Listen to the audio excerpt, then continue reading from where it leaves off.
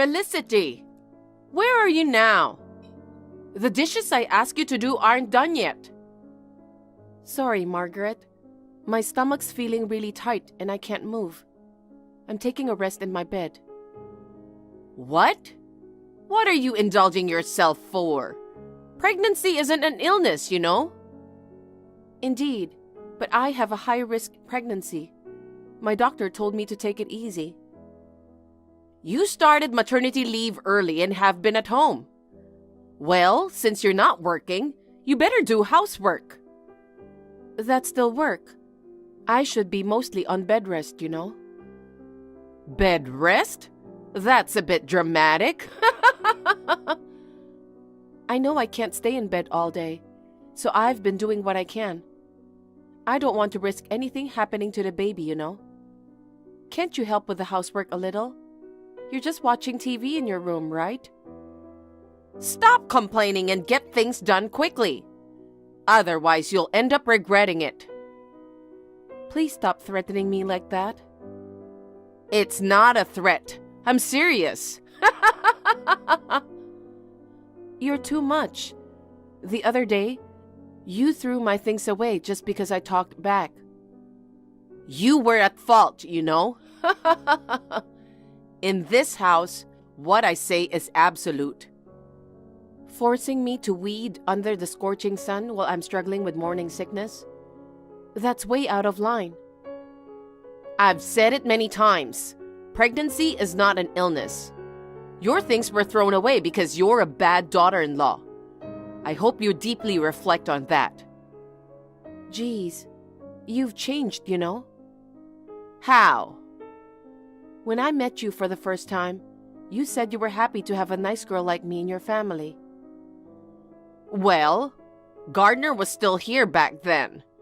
I had to play the role of a kind mother-in-law. He seemed to really like you, always nagging me to treat you well. So when he passed away, you changed your color. You got it right. There's no way I would like the thief who stole my precious son.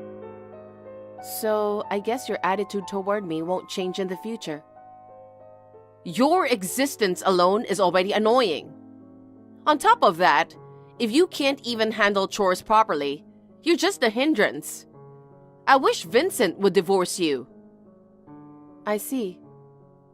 If you don't want to be divorced, stop whining and start doing what you're supposed to do.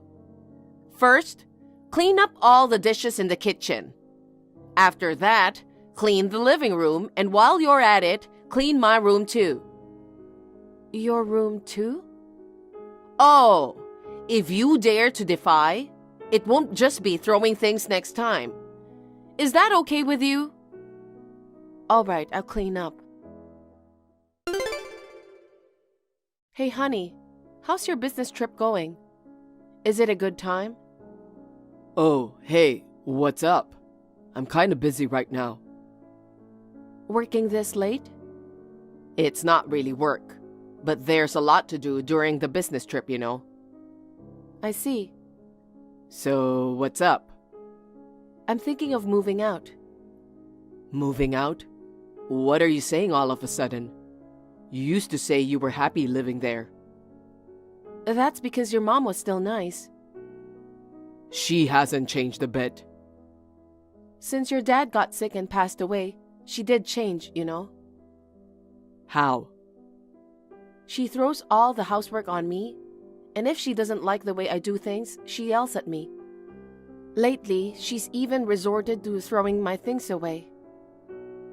That's called tough love, isn't it? Are you taking her side? She's being tough for your own good, don't you get it? Lately, you've just been lounging around and pushing all the chores onto her. I'm pregnant. So what? Pregnancy isn't an illness. You two are saying the same thing. You know that I have a high-risk pregnancy and need to take it easy. I'm a man, so I don't really know about pregnancy. So, what's the deal? Did she say something to you again? When I wasn't feeling well and was resting, she demanded that I wash the dishes and clean. If you don't like it, just say no. If I refuse, I don't know what she might do. I'm worried sick about what might happen to the baby. So I think it's better to move out and just get a place for us alone. It would reduce stress and be better for the baby. Why don't you move out alone then? What? I don't even mind divorcing if you'd like. Divorce? If you dislike her that much, there's no future for us. But we're expecting. Can't we just live separately from her? Nope. I can't leave her alone, especially now that Dad's gone. But I'm an only child, so I should look after her. You can go to your parents or do whatever you want. that doesn't mean we have to get divorced. If you can't get along with her, then we have no other choice. I'm not planning to separate from her, you know? Honey, have you always been this much of a mama's boy? What did you say? Is it wrong to care about my mother? That's fine, but aren't you crossing the line? When we got married, you said you would prioritize me the most. A wife and a mother are different, you know? A wife can be replaced by anyone, but there's only one mother in the world. That's a harsh way to put it. Just so you know, even if we divorce, I won't pay child support. What the heck? Of course not. It's your choice. What are you talking about? It's a parent's obligation, so it doesn't matter. Shut up. Anyway, I have to go. I'm busy. Wait, Vincent. I'm willing to accept your decision to part ways. Take your time to think until I return from my business trip. Felicity, I heard from Vincent. Are you seriously thinking about getting a divorce? No, I haven't made up my mind about it yet. Phew, that's a relief. Finally, you're thinking about leaving. I can breathe easy now. I won't have to see the face of the useless daughter-in-law anymore. Margaret? Oh, still hesitating? You want to get away from Vincent, right? Just file for a divorce already. It's not that simple. We're expecting a child together. There are plenty of single moms out there in the world. You can do it too. I still hope to raise the child together with him. Do you want to be punished again? Excuse me? You've got quite a big belly now. Yes? It looks like a balance ball, so I just want to hop on top. You're despicable. There's your grandchild in my belly. If you divorce him, that child is a stranger to me. Okay, I'm leaving. Really? Lucky me. My unborn child is important to me. Staying with you puts its life at risk, so I can't do it. But where are you going? Your parents live quite far from here, right? I'll find a place to rent. Good for you. File for divorce too. That's something Vincent and I'll decide together. No, do it right away. I can't decide on my own. You know, he also wants it too. He doesn't want a wife who uses pregnancy as an excuse to neglect housework. So when he returns from his business trip, we'll start divorce proceedings right away. Sigh. But let me stay here for a bit longer. Why? Don't you want to leave right away? I need some time to find a new place. Well, the divorce is decided, so you're completely useless now. Get lost quickly. Please, I haven't found a place to live yet. Why not try camping out somewhere? That's not possible. I want to avoid putting stress on my body. I'm concerned about the baby. I don't care. Since you're getting a divorce, I have nothing to do with you or the child. Just disappear from my sight. Understood. I'm done here. Oh, good. When I just got married, you were really sweet, and I was genuinely happy back then. Vincent was caring too, and we were in love. What the heck? Are you trying to reminisce or something? I believed that was the real you, so I endured it all this time. There's no such thing as a good relationship between in-laws. Don't delude yourself with fantasies. I get it now. Okay, I won't be coming back.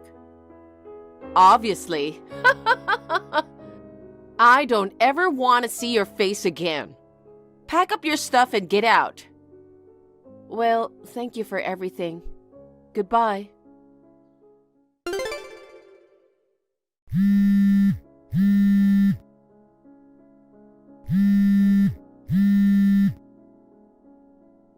Felicity! What's going on, Margaret? Why aren't you answering the phone? Sorry, I'm at the hospital for a checkup right now. Come back. Why? What's the matter? You kicked me out, remember? I'm retracting that. Just come back. You're having trouble finding a place to live, right? Not at all. Right after you kicked me out, I called my parents and my dad came to pick me up. I'm staying with them now. I see. But you can't stay there forever, can you? Just come back here as soon as possible. Why? Did something come up? Vincent brought a strange girl here. A blondie with a plastic face and skimpy dress. Oh, that's his girlfriend. What? You knew? I could somewhat understand why you became cold after Gardner passed away. But when he started giving me a cold shoulder, I sensed something was off. Okay. He started working late and going on business trips all of a sudden. On top of that, he mentioned divorce even though we're about to become parents. So I hired someone to look into it. Like a private detective? Yeah. My dad introduced me to his acquaintance. Turns out he's been cheating on me with a jobless girl 10 years younger than him. She's the girl who's at your place now. I had no idea he was having an affair. And with a flashy girl like that? But from now on, you'll be living with her. You better try to get along. No way! I won't let her stay here. Listen, it's unbelievable. She doesn't do any housework. Even when I give her instructions, I don't know if she has some hearing problem or just ignores me, but she never listens. When I scolded her, she grabbed me and dared say stuff like, "Shut up, old lady." It was really scary. Oh, sounds like you've got a boisterous future daughter-in-law now. No way! Who would want a girl like that? Living with that rough, arrogant girl is way worse than having you around. But you kicked me out. So I'm telling you to come back. I'll be in trouble without you around, you know. I promised I wouldn't come back, remember? Oh, come on. Well, now let's add another villain here. What? Felicity? Why is Mom here too? Vincent! Ugh, Felicity, what the heck are you doing? Can I have a little time right now? Well, I have the day off today, but... I want you and your mom to face reality together. What the heck? Even though your mom treated me horribly, you never defended me, right? Of course not. She's always right. You were slacking off too much. You didn't really think that, did you? Huh? What are you talking about? Vincent, you sided with me because you thought she wasn't fit to be your wife, right? No, that's not it. He pretended to be on your side because he wanted to be with his girlfriend. Oh, just so you know, Denying the affair is pointless now. I told your mom earlier, but I've hired a private detective. I have evidence. Uh-oh. I know everything. Even when you claimed to be on a business trip, you were actually on a date with her. When I messaged you the other day, you were with her, right? I admit cheating was wrong, but you wanted to leave the house, didn't you? Your mom was treating me horribly, but you didn't stand up for me. What else could I do other than leave? Well... I became a nuisance to you, I guess. Taking advantage of your mom bullying me, you used it as an excuse to get a divorce, right? It's not true, right, Vincent? Mom, don't believe a word she says. She just wants to blame me. You can't talk your way out of it. Well, you must be happy to have gotten rid of me as you wished. Your mom doesn't seem too pleased, though. I finally got rid of the pest that was bothering us, only to find a new one. This time, it's worse than a pest. It's a virus. Too bad. A virus? That's harsh. Why didn't you tell me that you had a girlfriend? Sorry, Mom. I couldn't bring myself to admit I was cheating. Don't tell me you're thinking about getting married to her. Well, actually, she's pregnant, and we're planning to get married as soon as the divorce is finalized. She's already pregnant? Well, then getting married is the only option. From what I've found, she used to hang out with shady people, and she seems quite tough. Watch out, Margaret. Shady people? Jeez, don't say unnecessary things. Mom, you kicked her out because you thought she wasn't a good wife, right? The new girlfriend looks flashy, but she's a really nice girl. You'll come to like her soon. That's not happening. She doesn't do any housework and her language is terrible. There's absolutely no chance of accepting her as my family. Don't you want me to be happy? Of course I do. But I don't want a defiant daughter-in-law. Break up with her right away. Jeez.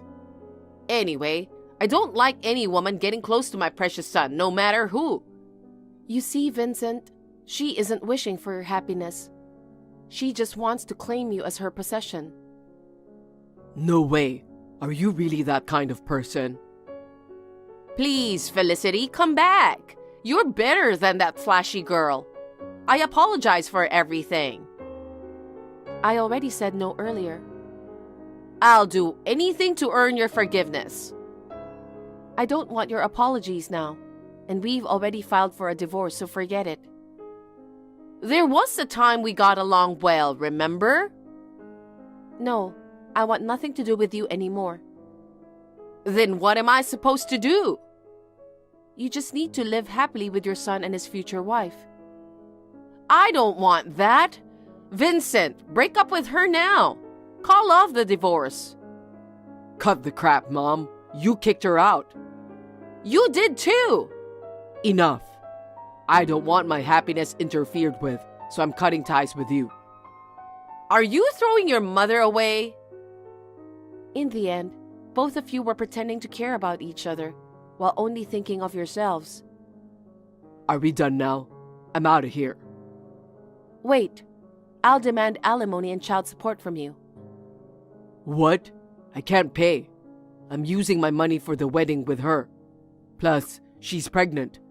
I'm already overwhelmed with that. I beg you not to meddle with my happiness.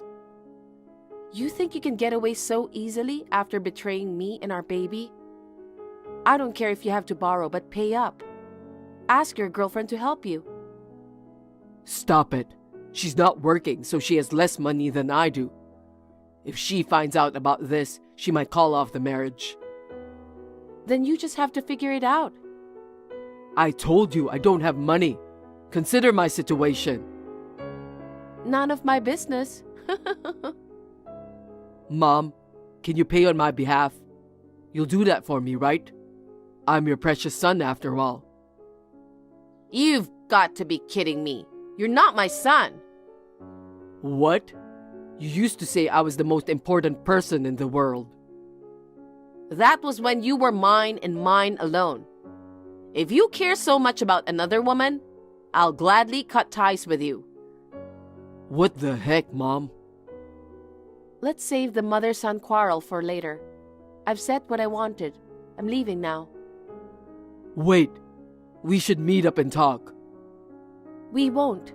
Ever again. Wait, Felicity, please come back. I don't want to go into debt. Spare me. Vincent and Margaret, despite talks of cutting ties, stayed together in the house along with his girlfriend. Margaret, reaching her limit, demanded that they leave. But the assertive girlfriend managed to talk her down. The three continued to live together in an uncomfortable atmosphere today. Moreover, my attorney successfully negotiated alimony and child support, so Vincent is now drowning in debt. Obviously, life has been challenging for the couple, and Margaret has even taken up a part-time job. According to the neighbor, there are daily arguments and sounds of things being thrown around in their house. I'm truly grateful to have left that house when I could. I gave birth to a healthy baby girl and am enjoying blissful times at my parents' house. My maternity leave will end soon, so I plan to enroll her in daycare. I'm committed to nurturing and raising her, supported by the love and assistance of my parents.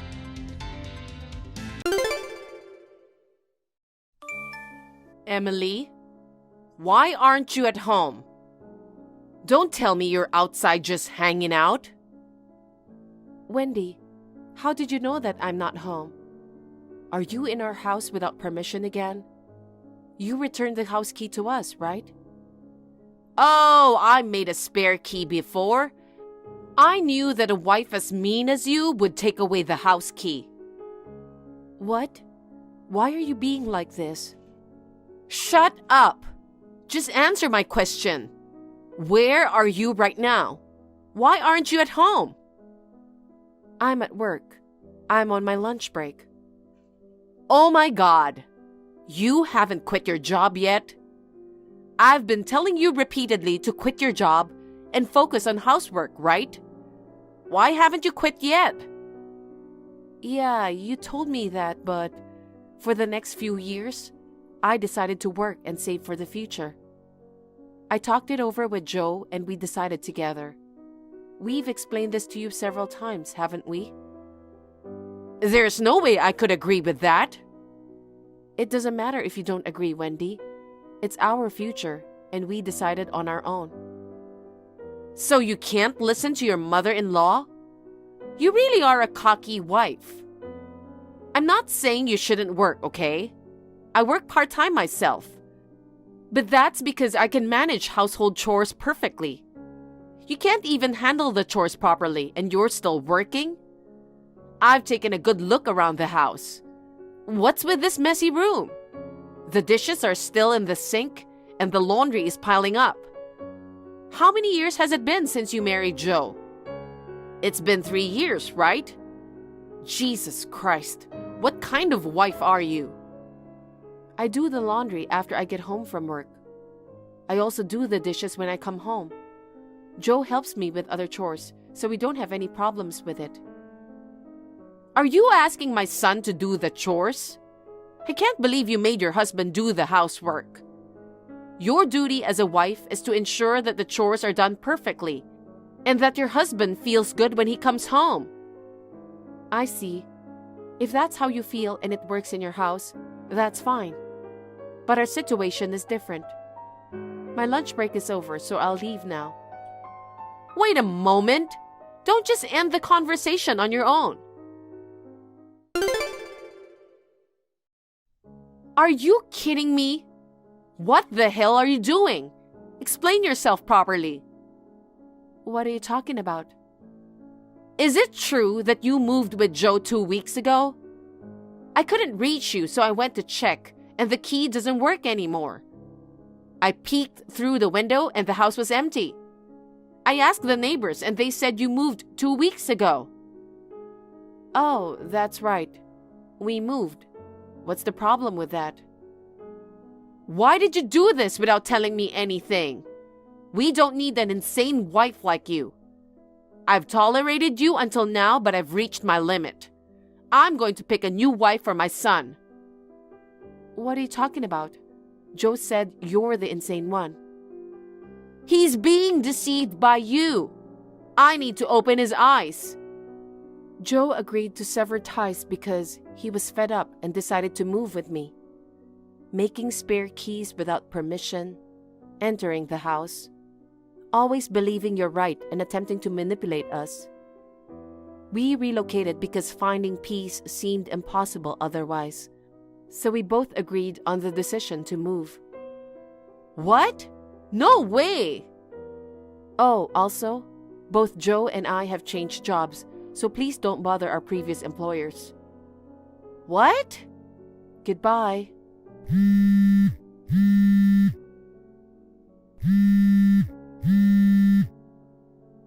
Wait! Tell me your new address!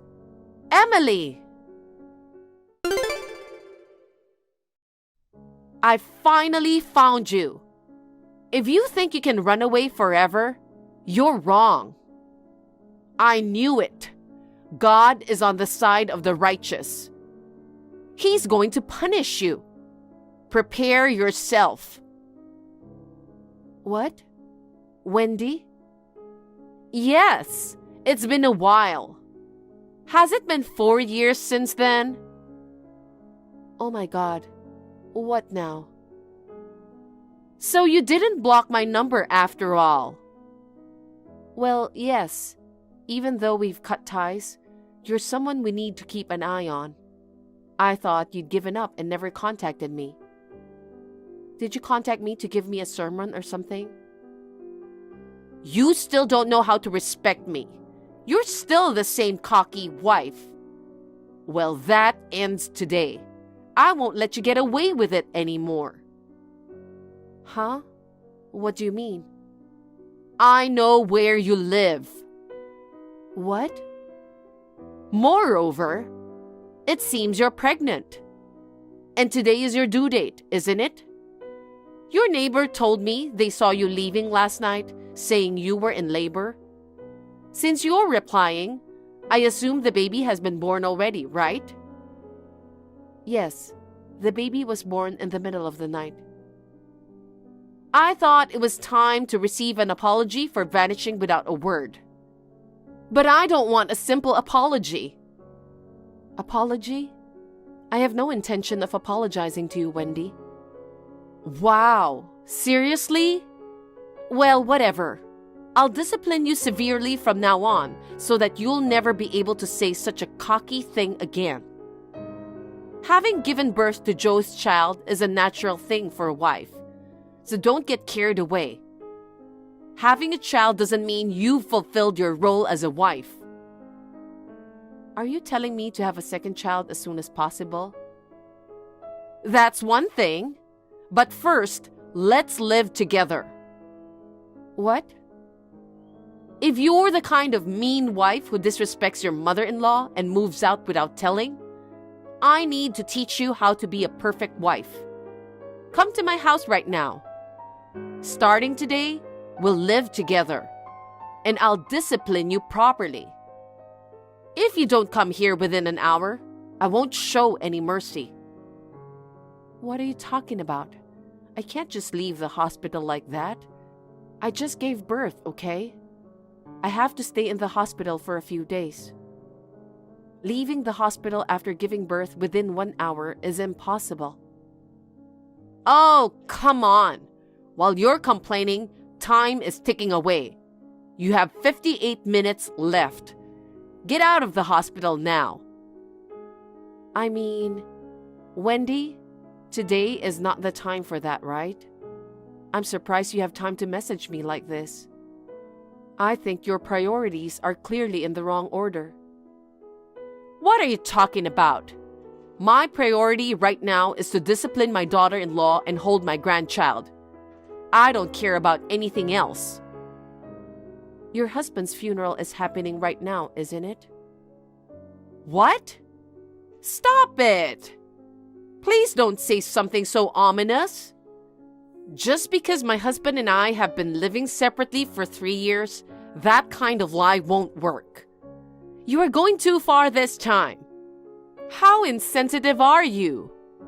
If my husband really passed away, I, his wife, would be the first to be notified. How dare you try to deceive me with such an insane and obvious lie? Living separately? And for 3 years? Then, you really don't know, do you? Huh? What are you trying to say?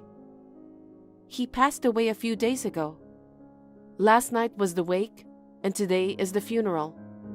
Joe and his sister will be the pallbearer. You still tell such a lie to me? You really don't know? No one told me that my husband passed away. Really? I don't know what you are doing. You're just lying about this to avoid coming here. You really want to challenge me this way?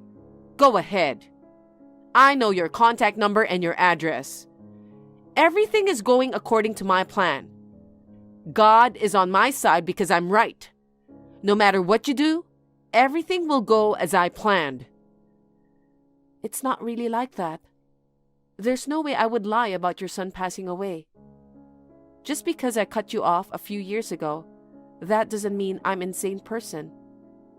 Arguments like this supposedly only happen between people on the same level. So lowering myself to your level is a bit much. That's enough. I can't believe you'd go this far to avoid living together. What you are lying about is really insensitive. You really are a disrespectful wife, making my husband's death for your own good. If you don't believe me, why don't you check with one of your relatives? I'm still in the hospital, but Joe is live streaming the funeral, allowing me to bid farewell to my father-in-law remotely. Listen, if you keep spouting lies, I'll have to go far like you did. I'm only telling the truth, and I won't live with you.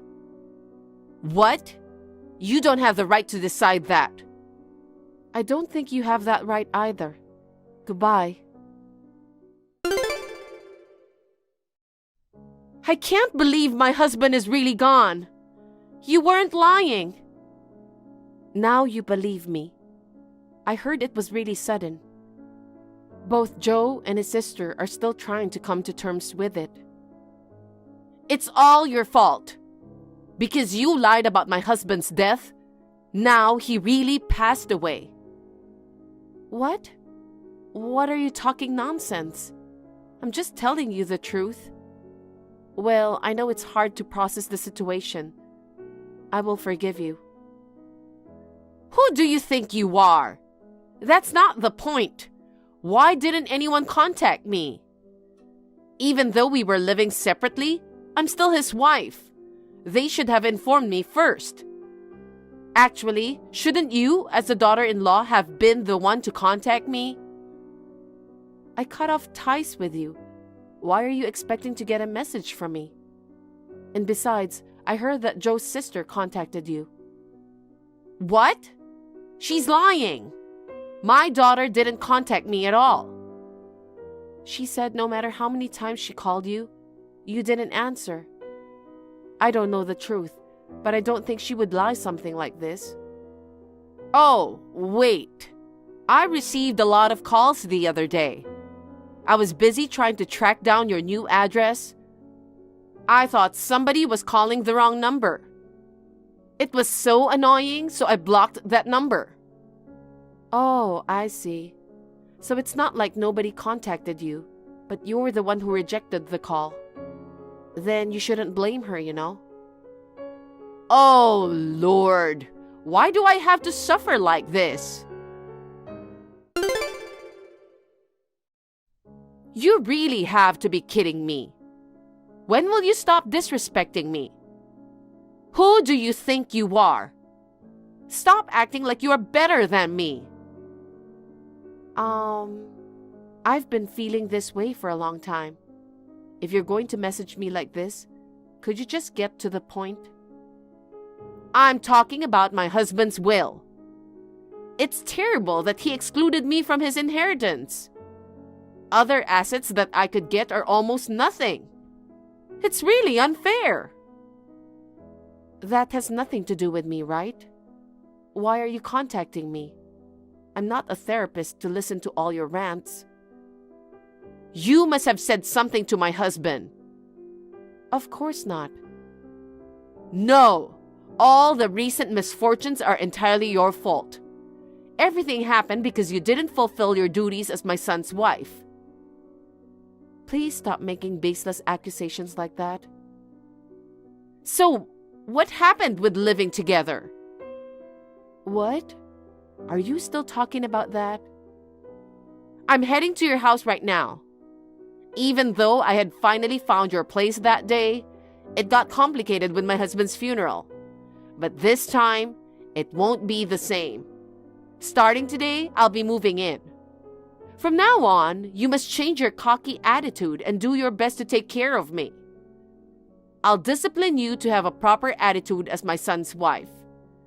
It's all your fault that I've become miserable. Take care of me properly and atone for your sins. What the hell is this?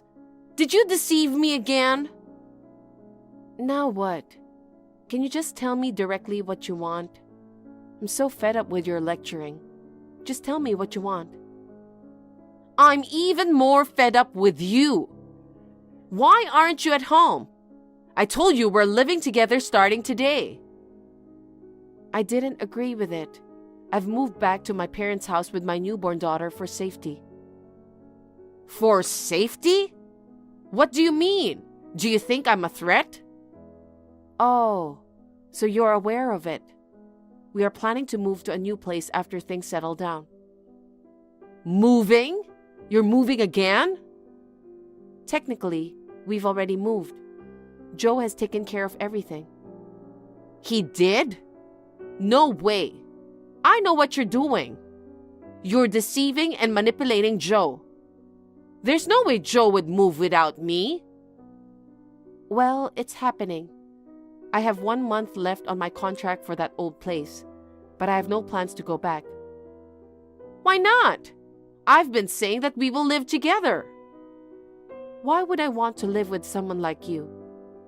To not get involved with you ever again, we moved out and cut off ties with you 4 years ago. Yet now that you tracked us down, I feel like being told to live together again is a horror story. That's your opinion, right? You're ignoring Joe's opinion. In his true feelings, he probably wants to live with his mother. Instead of a wife like you who can't even do her chores, I'm sure he'll choose me.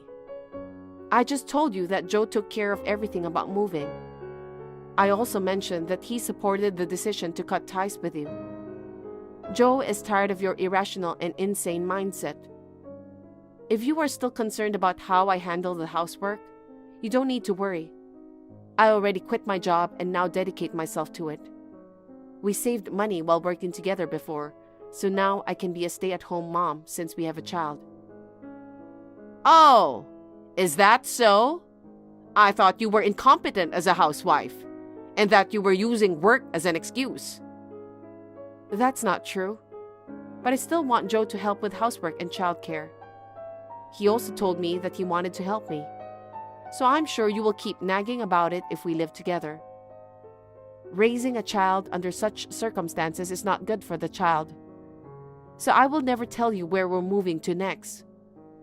Of course, this is a decision made by both Joe and me.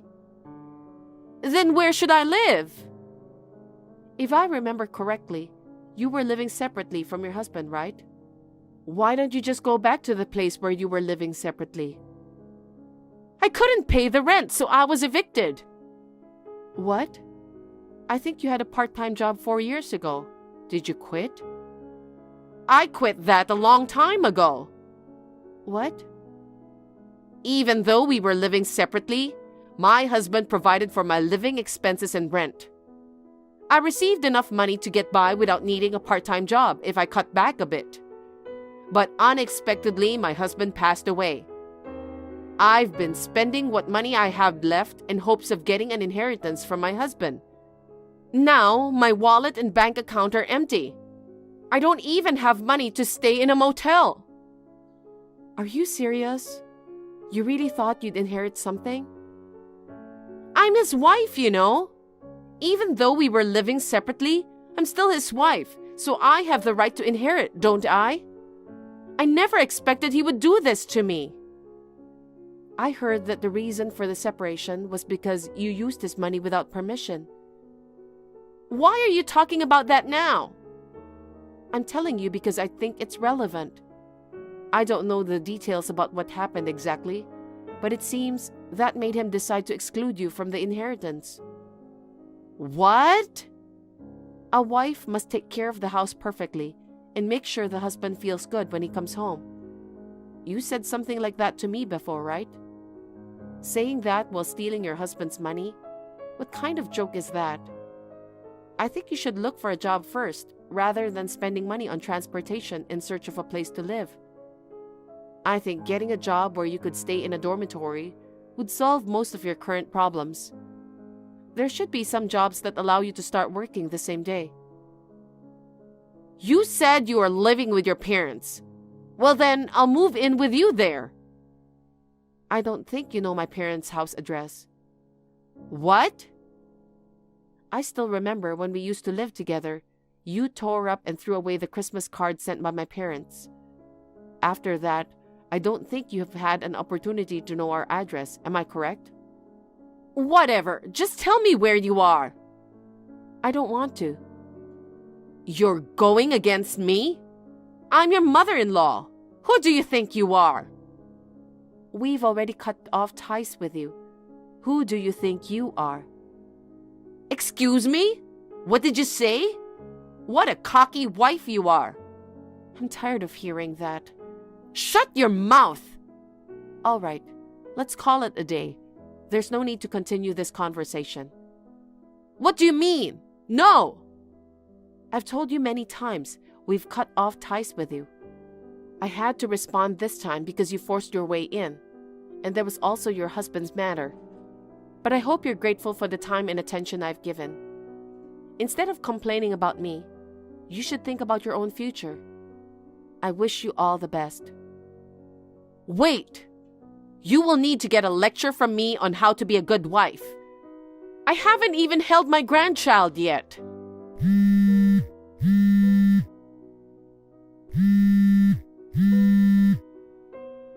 Answer me! Emily, please!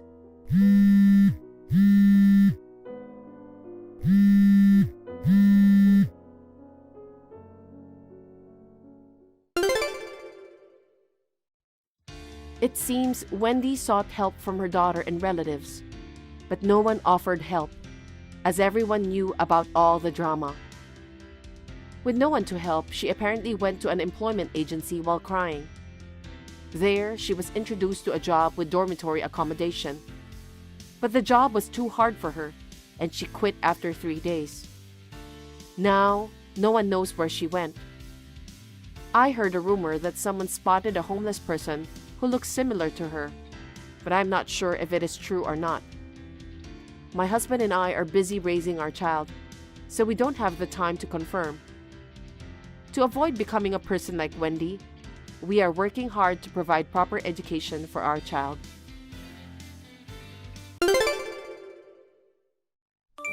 William, didn't I tell you to clean the house today?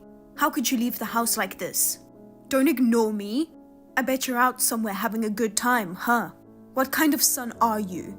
Don't you feel sorry for your mother? Hey, did Mom also message you? Why did you go out without asking for permission? Did you forget that Mom and I are having lunch at a high-end restaurant today? You promised to drive us there, didn't you? I can't believe you took the car. Come back now. You dropped out of high school and are so useless. Did you forget that your only job is to serve us? Ugh, it's embarrassing to be your sister. What's going on with these messages? Oh, now you've replied. Where are you and what are you doing? Come home immediately. What's wrong? I told you earlier that I can't do cleaning or drop-offs, pickups because I'm working, right? You saw me heading to work in a suit, didn't you? It happens to be my lunch break now, but you understand that I'm still working at this hour, right? Stop lying. What? I don't remember raising you to be like this. I hate lies. What do you mean? I'm not lying. First of all, I don't remember being raised by you. You only cared about my sister. Grandpa and Grandma were the ones who took care of me. After they were gone, you forced me to drop out of school and made me start working. So what do you mean raising me? Even the messages you sent me this morning portraying me as a bad son. Mom, you don't have the right to make such accusations. Don't talk back to me. See, you don't know how to respect your mother. Enough with the complaints. Just come back home quickly. While we're away, take the time to reflect on your actions. We'll hold a family meeting later. Huh? A family meeting? About what? We need to discuss your future and give you a sermon. A sermon? I don't get it. There's no need for a family meeting. I'll listen to whatever sermon you want to give me when I get home. Huh? Work? You are unemployed. What are you talking about? Unemployed? Me? What do you mean? I mean, you saw me leaving for work, right? The family meeting is at 3 p.m. today. Both Isabella and I will be back around that time. Make sure you're home by then and that the house is clean. Got it? Wait, answer my questions. We're the ones asking the questions. Anyway, just come back home already. What the hell? I have a shareholders meeting in the afternoon. I can't leave early just for a stupid meeting. Huh? What shareholders meeting? You're just an unemployed person. Stop lying already. How many times do I have to say it? I'm not unemployed. I don't even know what I'm supposed to reflect on. This is ridiculous. You're ruining my lunch break. I'm ending this conversation now. Hey, stop disrespecting your mother.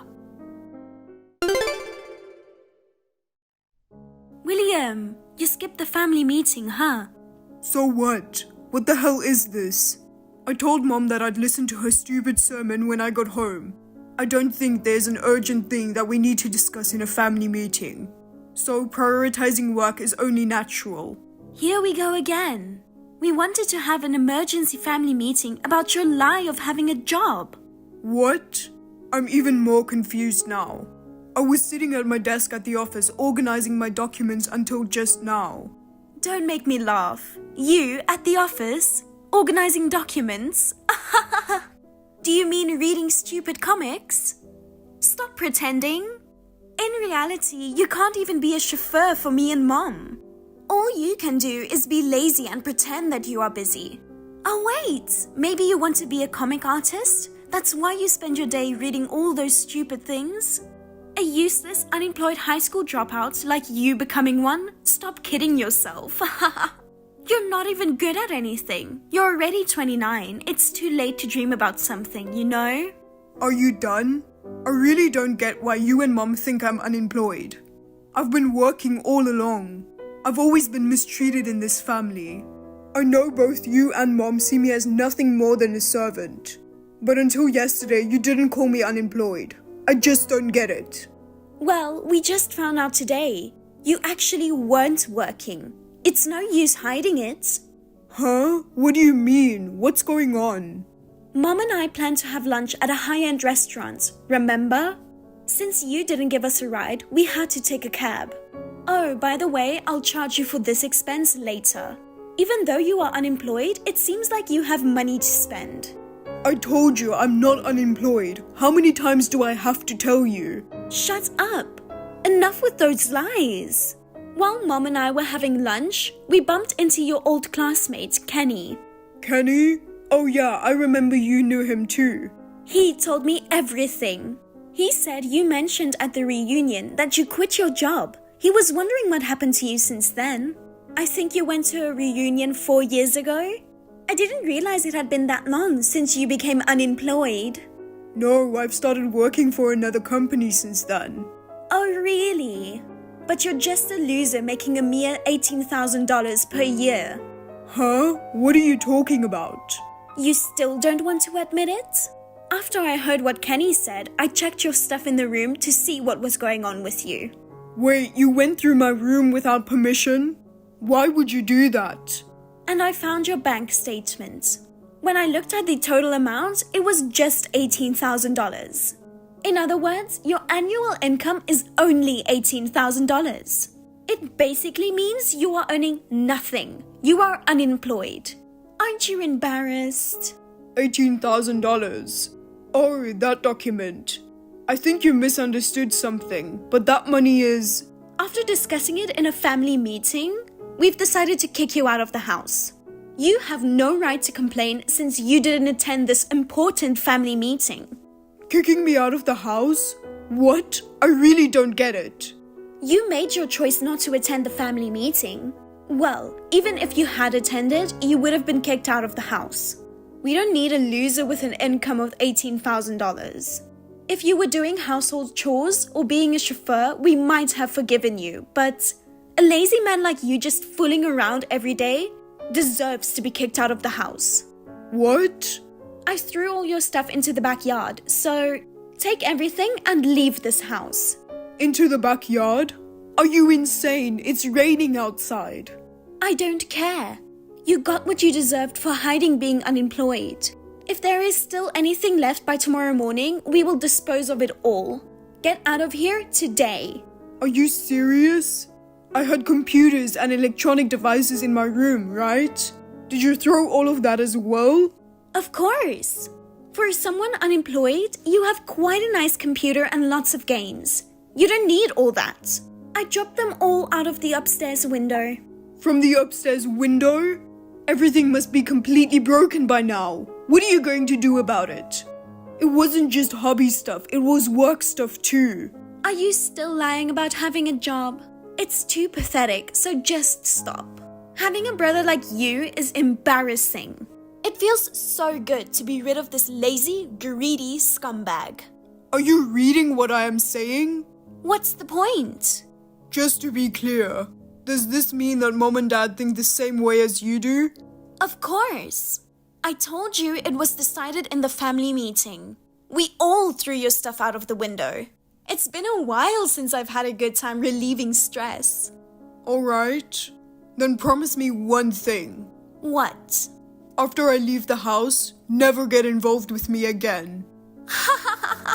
Obviously, what are you saying? That's my line. Don't ever depend on us if you end up on the street. You useless, unemployed brother. You thief! Enough of this or I'll call the police. I don't know if you are trying to seek revenge on us after we asked you to leave the house, but we are not a charity organization. We don't have money to support an unemployed person like you. What are you talking about? Just admit it already. Don't you dare use our savings. Give the money back quickly. What? Are you accusing me of stealing money? I really don't know what you are talking about. I'm talking about our bank account for living expenses.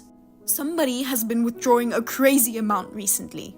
Nobody in this house has used that much ever since you left. I can only assume that you, with no money, are somehow withdrawing it. I don't know the PIN number of your account. I don't have your card and I don't have your money. Stop accusing me. Don't lie. Be honest with me. Listen, what you are doing is stealing. Even if you're family, you can't just take someone's money and use it without their permission. Now, if you honestly admit and return the entire amount you withdrew, I'll forgive you and not make a big deal out of it. I mean, I'm the one who wants my money back. Do you remember the payment for the computer and other things in my room? You haven't paid yet, right? The payment was due yesterday. Don't change the topic. First of all, what kind of invoice was that? Are you trying to make a shady donation to some strange company to take revenge on us? What? What do you mean? I know what you're doing. That invoice that you sent me had the name of a shady company on it. Could it be a loan company? I bet since you can't make a living, you borrowed money. And now you're trying to make me take care of the repayment. Huh? I always thought you were an unfilial son, but I never thought you'd fall this far. This is what happens when you live on an annual income of $18,000. From now on, change your mind and work hard. What are you talking about? $18,000 is my monthly salary. What? Monthly salary? When Isabella saw your bank statement, she said your annual income was $18,000. It's a huge misunderstanding. The bank statement she saw was the one I used back in high school. I mean, I can't believe you believe what Isabella says without even looking at it. What? It's the money from the part-time job that was deposited into that account. It's not a recent bank statement. Huh? The money from your part-time job? What? I mean, it's a very old bank statement. Isabella found it in a drawer and she just assumed that it was my recent bank statement. Stop lying. There's no way a smart girl like her would make a mistake like that. Unlike you, who didn't finish high school, she graduated from college. After I dropped out of school and started working, I've come to realize that being smart doesn't really match up with having a good academic background. Stop talking nonsense. I want to allow you to avoid responsibility. Come on, Mom. Please realize it already. Realize what? Dad, who acts all high and mighty at home. He's the real unemployed person. Can't you see? He's unemployed? About a year ago, the company where he works went bankrupt. What? Bankrupt? No way. It seems that Dad has been unable to tell you and Isabella about it, until now. I found out because the company I manage is in the same industry. I wanted to help him while he was looking for a new job. So I secretly put $4,000 a month into an account for living expenses. $4,000? What? Hold on, did you say you manage a company? Yeah, I started my own business 4 years ago. 4 years ago? I didn't hear anything about that. I told you then, and I think I've said it many times since then. I've always wanted to work in game development since I was a kid. But because of you, I ended up dropping out. I couldn't even get interviews at major game companies. But I couldn't give up, so I started my own company. What? Really? I thought you knew about it. Not realizing for 4 years and still treating me as unemployed. Do you even care about me? I knew you never cared about me, but it still makes me sad. Wait a minute. So, is it true that you earn $18,000 monthly? Yes, it's true. By the way, the games in my room are developed by my company. Including the computer that was thrown away, those are company assets. I sent you the invoice under the company's name. If there's any further delay in payment, I'll have to hire a lawyer and take legal action. Lawyer? You don't have to go that far. Then pay up right now. Wait. You earn $18,000 a month. You don't have to be so stingy. Don't get me wrong. Regardless of my monthly income, it has nothing to do with the damage caused to the company by you and Isabella. If you won't compensate me, I'll have to take legal action. Hey, calm down. Well, as a mother, I feel incredibly proud of you. I can't believe you're the president of the company. That's amazing. I'm so lucky to have a son like you. Well, it's none of your business anymore. What? What do you mean? I was misunderstood and got kicked out without a chance to explain my side. What kind of mother are you? That's because you skipped the family meeting. It's your fault. I told you I couldn't leave because there was a shareholders meeting. I told you let's talk when I got back from work, right? Even before leaving for work in the morning, I told you I couldn't do your favor that day. I've mentioned going to work multiple times. It's your fault for not believing me. But... if it was an emergency matter, I would have left the work early. Well, William. What? If that's the case, you can come back to the house. We're family, so we should live together again. Seriously? So please, continue contributing $4,000 like before. Are you out of your mind? You promised you wouldn't get involved with me anymore, right? Don't tell me you forgot. What? Didn't you hear from Isabella about it? I didn't hear anything. Hey, William, come back to the house. Hey, Mom told me everything. I didn't know you own a company. And about Dad too. I will not charge you for the cab. So, will you come back home? What? I wasn't planning on paying that anyway. And I'm not going back. Why not? You're the one who promised not to get involved with me anymore, right? But I didn't know you own a company. You didn't know, huh? Do you mean you didn't listen to me? Mom, Dad, and you. You guys never cared about me, right? Well, The moment you found out I own a company, you are asking for money. Have you no shame? I was kicked out of my house. I worked hard while being treated like a servant by Mom and you. On top of that, I contributed $4,000 every month. I had enough. Don't you ever get involved with me again. well, that's... Oh, I told Mom the same thing, but I will tell this to you too. If I didn't receive the compensation for what you guys did, I'll hire a lawyer and sue you all as a company. We'll charge you a late fees on top of the compensation. Hold on. Can you extend the deadline for payment? You know that Dad was unemployed, right? We don't even know how we're going to make ends meet. We can't afford this kind of money all of a sudden. And why does a computer cost nearly $10,000 anyway? Are you trying to rip us off or something? I told you, it's for work. It's a high-performance computer for game development. If we pay this kind of money, we'll be completely broke. I mean, we might have to borrow money to pay for it. Why don't you just do it? What? I took out a loan when I started my business. It was really hard to start a business being a high school dropout and make it this big. I worked hard and managed to repay the loan. There are 3 of you, so if you all work together, you should be able to earn $10,000 soon, right? Good luck. Wait, please. Please come back. William?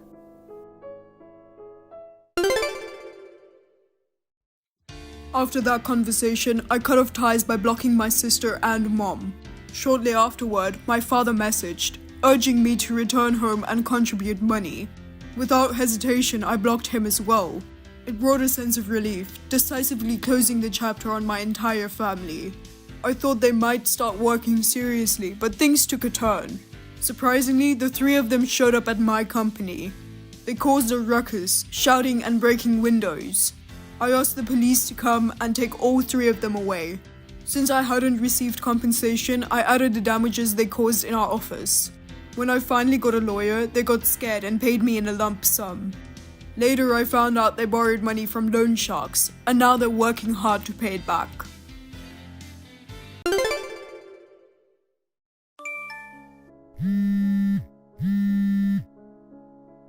Bob, please pick up the phone. Alyssa is in trouble. I thought the notifications were annoying, but it's you. What the hell? I'm at work. Come to the hospital now. Huh? Alyssa's condition has suddenly changed. According to the doctor, she's in a critical condition, so you should come to the hospital right away. No way. I'm not going. Huh? What are you talking about? I told you I'm at work. Aren't you worried about your daughter? She's in danger, okay? You're overreacting as usual.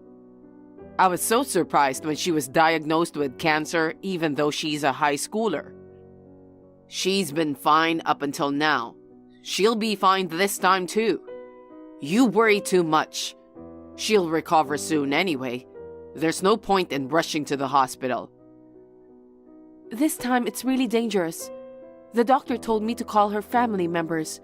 Do you know what that means? You're taking what the doctor said seriously? They are scoundrels who exaggerate to exploit money for medical treatment. I don't care about that right now. Just come over. I told you I can't. I have an important meeting coming up. I'll let you take care of her. Oh no. Who do you think feeds you guys? Because I bring home the bacon, right? That's true, but... Don't interrupt me while I'm working. But you're her father, right? If you're her father, put her first. Listen, it's a mother's job to take care of a child. Yeah, that's why I quit my job when we found out that she was sick. Then you can handle it on your own. Don't bother calling me when she gets a little sick. She's in critical condition. I told you that's an exaggeration. Anyway, I can't go right now. See you later. Wait, Bob. Come to the hospital after the meeting, okay? Bob.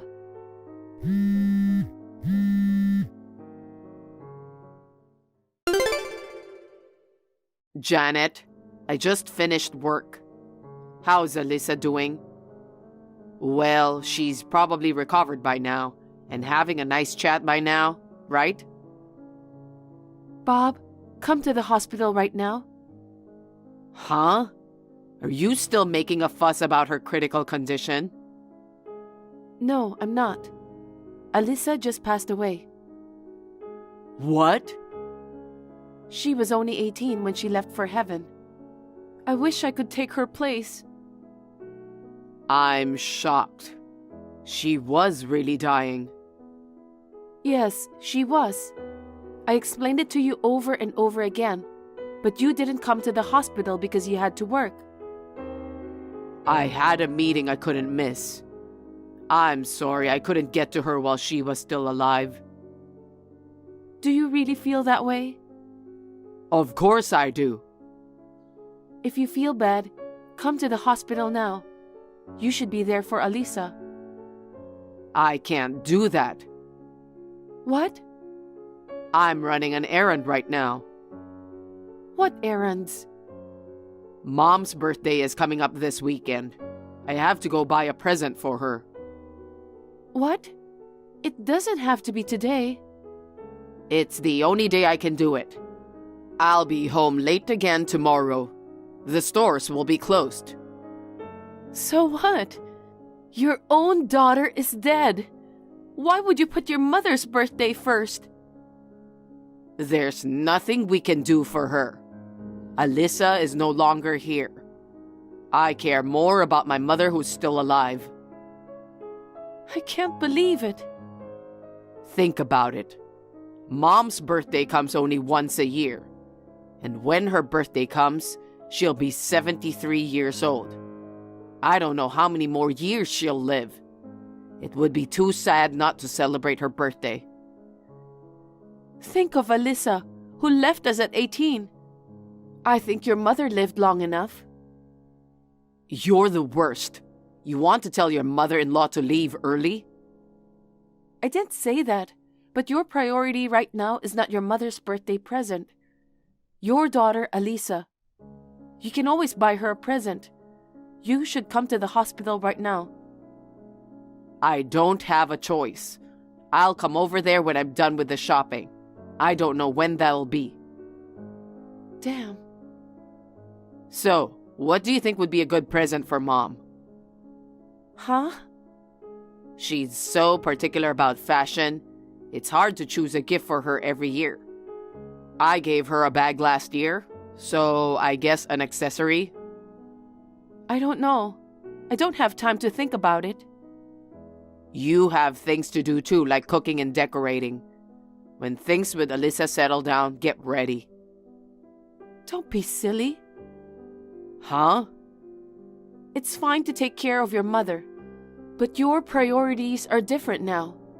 I didn't think you were the kind of person who wouldn't understand that. Really? Because every year when I celebrate her birthday, Mom becomes happy, and she gives me $2,000 in return.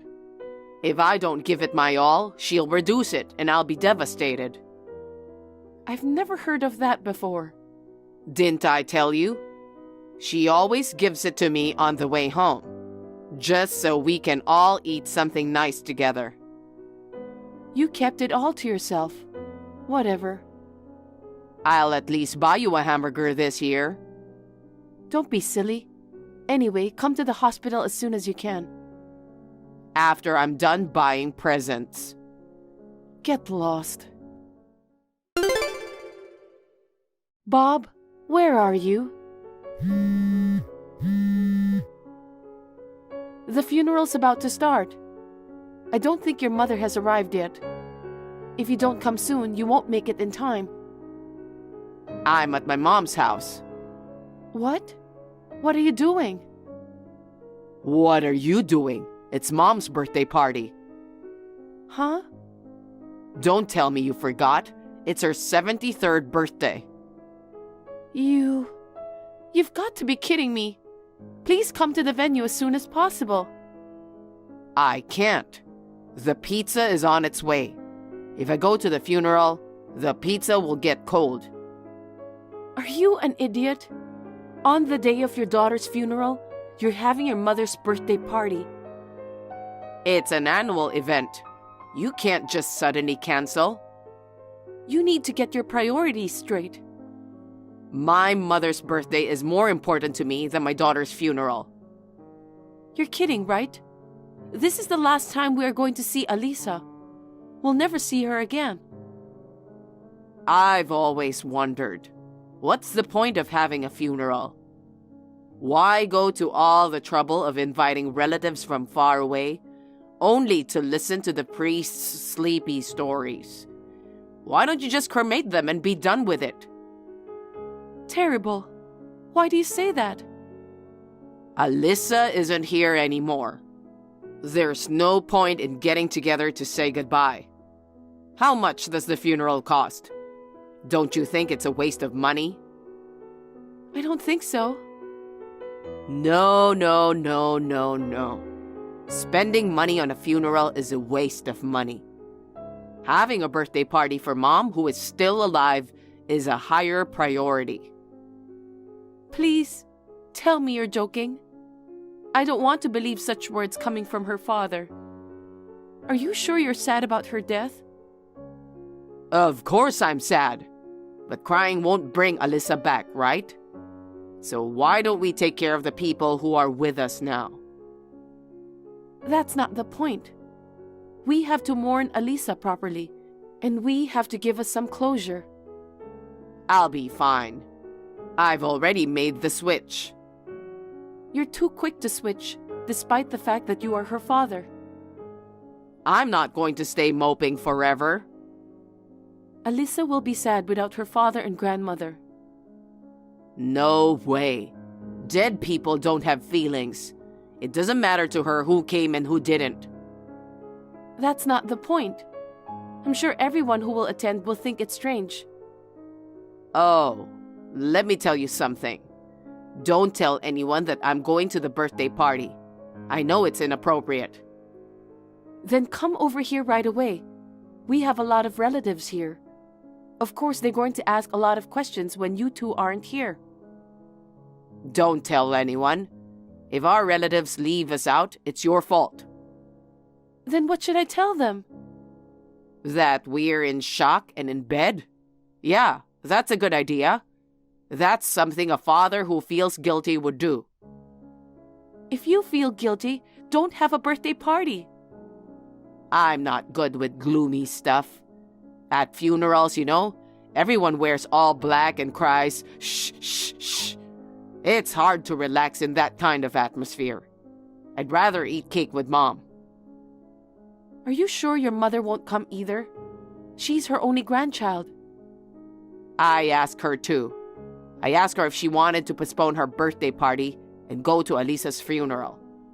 Then Mom said, let's have the birthday party as planned. No way. Mom was pissed. You didn't prepare anything this year. The food was delivered and the cake wasn't homemade. I at least got her some fancy pizza to put her in a good mood. You should apologize to Mom later too. You guys are both insane. You two are insane as a family. Really? Well, Mom doesn't seem to think much of Alisa. I guess it can't be helped. What do you mean? Mom wanted a male grandchild, right? But she had a girl.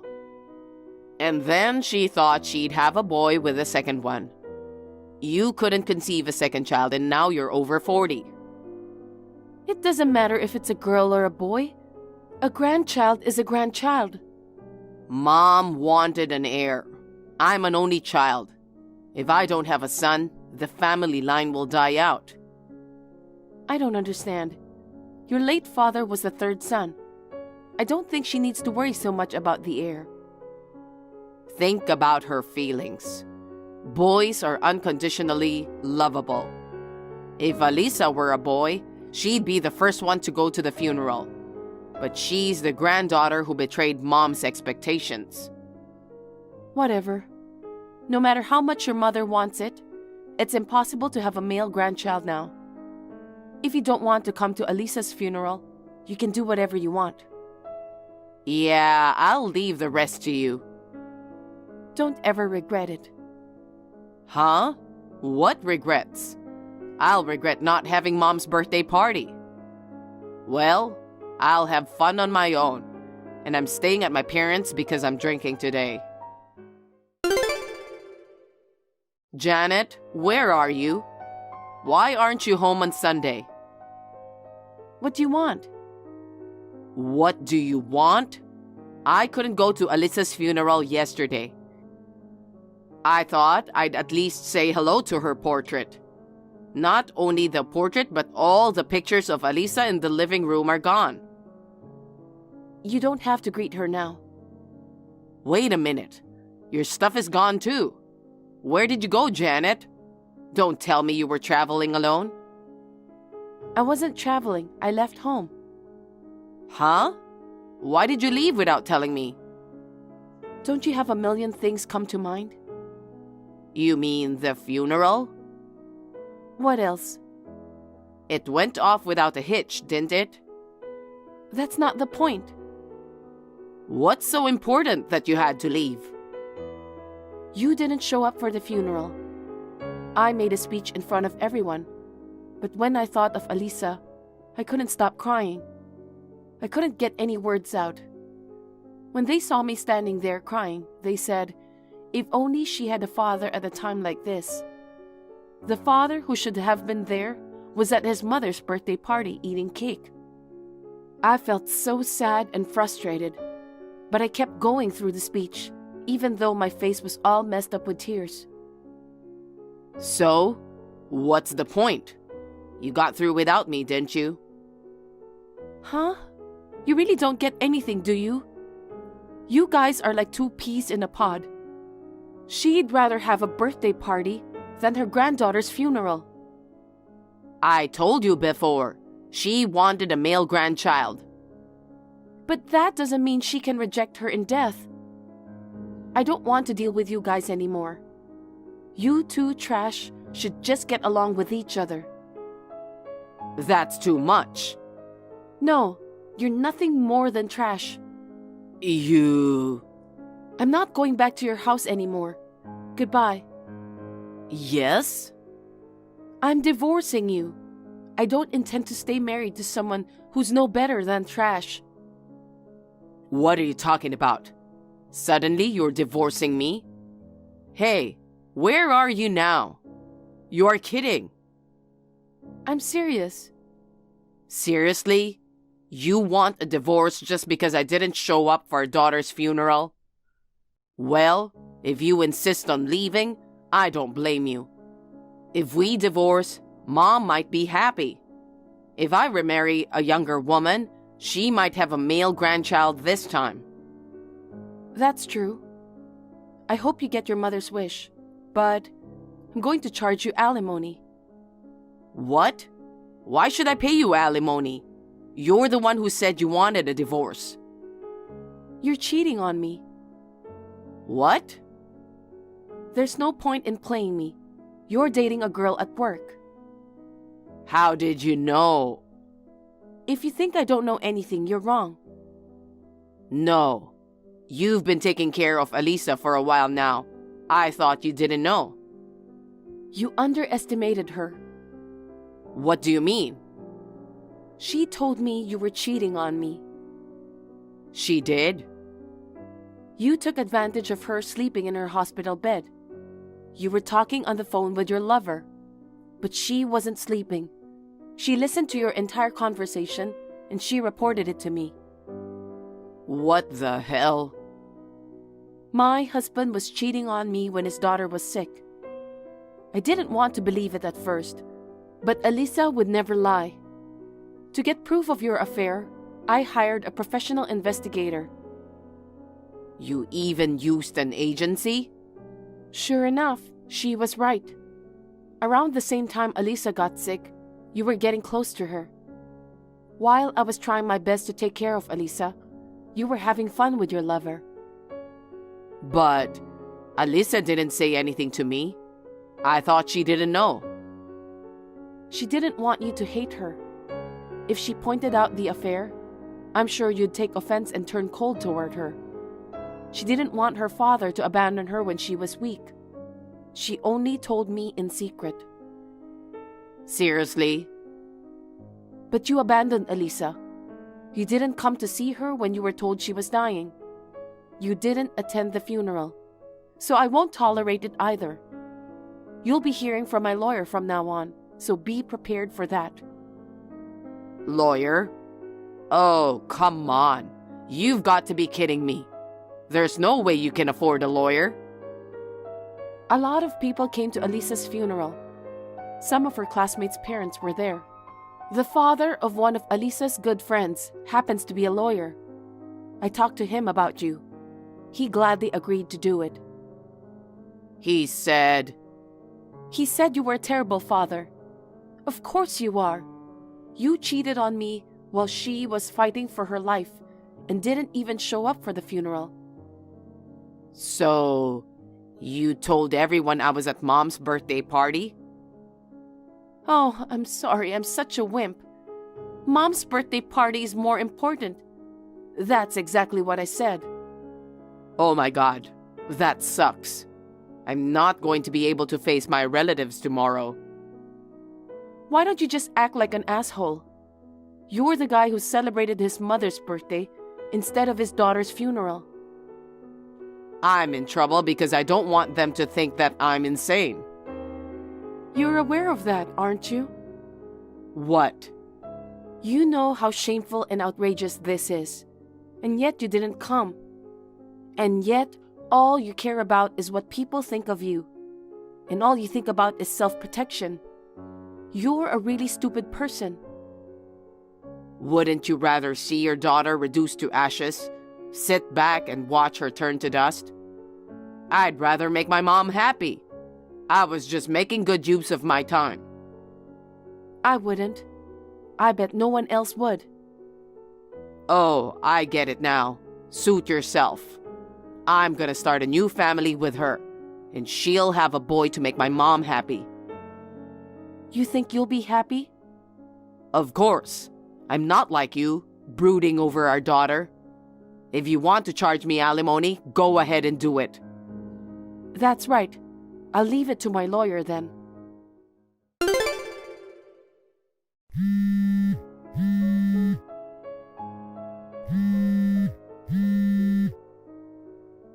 Janet? What's going on? Bob, my ex-husband, what's wrong? Don't bother adding X. We're not a couple anymore.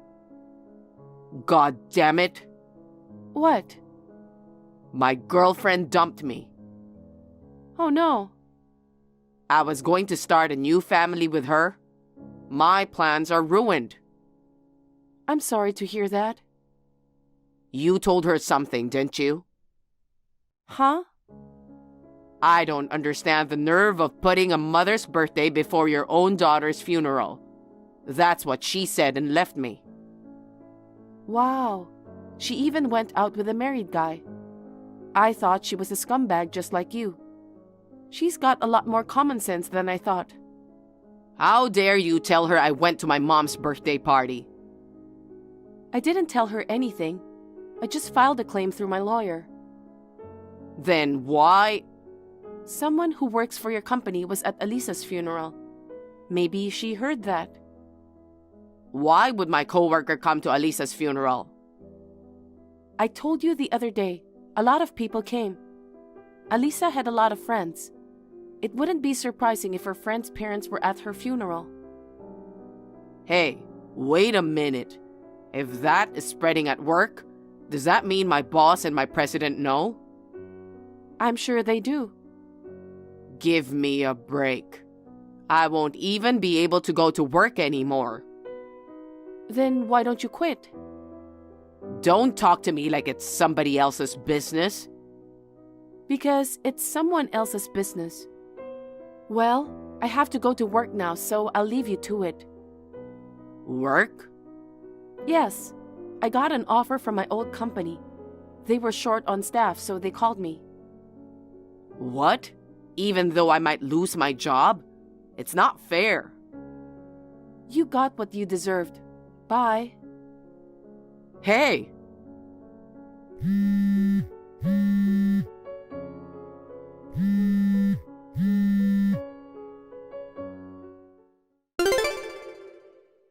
The rumor that my ex-husband had gone to his mother's birthday party on the day of our daughter's funeral seems to have spread through the workplace in no time. He was coldly looked at by his co-workers and bosses and felt uncomfortable. He eventually resigned on his own. After that, he tried to find a job, but it did not work out. He is now living with his mother. However, since his mother lives on a pension and my ex-husband is unemployed, they have become poorer and poorer. The house has become dilapidated, and even though it is broken here and there, they cannot fix it. They are living a miserable life in a house that looks like garbage. As for me, after my divorce, I rented an apartment and live alone. One day, when I reunite with my daughter in heaven, I want to say with pride that I had a wonderful life. I'll live my life to the fullest for my daughter.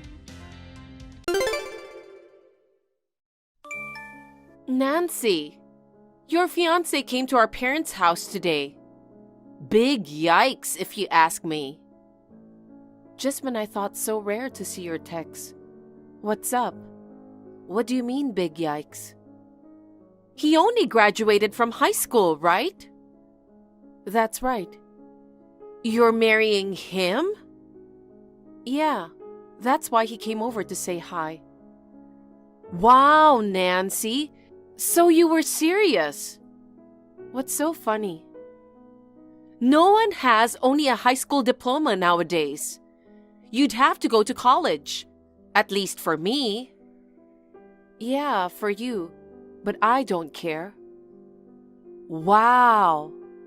When he came to our parents' house with you, he seemed smart and intelligent at first glance. But when I heard that he graduated from high school, I was turned off at once. I thought he was just an idiot. Don't make fun of my fiancé. Besides, your attitude today was too rude. You were staring at him and laughing. I've never met a high school graduate before. It was so rare that I couldn't help but stare at him. Your fiancé, Ted, right? Ted couldn't study hard enough to go to college, right? Not really. Some people are good at studying, but choose not to go to college.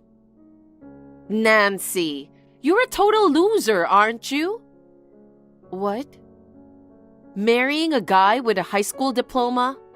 I think it sucks more than being single all your life. He'll never get ahead in life, and he'll always be poor. Even if you have children, they will be made fun of if their parents have a high school education. I don't think so. You're acting tough again. Well, I guess it suits you. Unlike the beautiful me with many friends, you're just an ugly person with no friends. No wonder you can only marry a man from the bottom of the pile. Your mouth stinks, you know. But I'm telling you, he's not a bottom feeder. Huh? He graduated from high school, so of course he's a bottom feeder.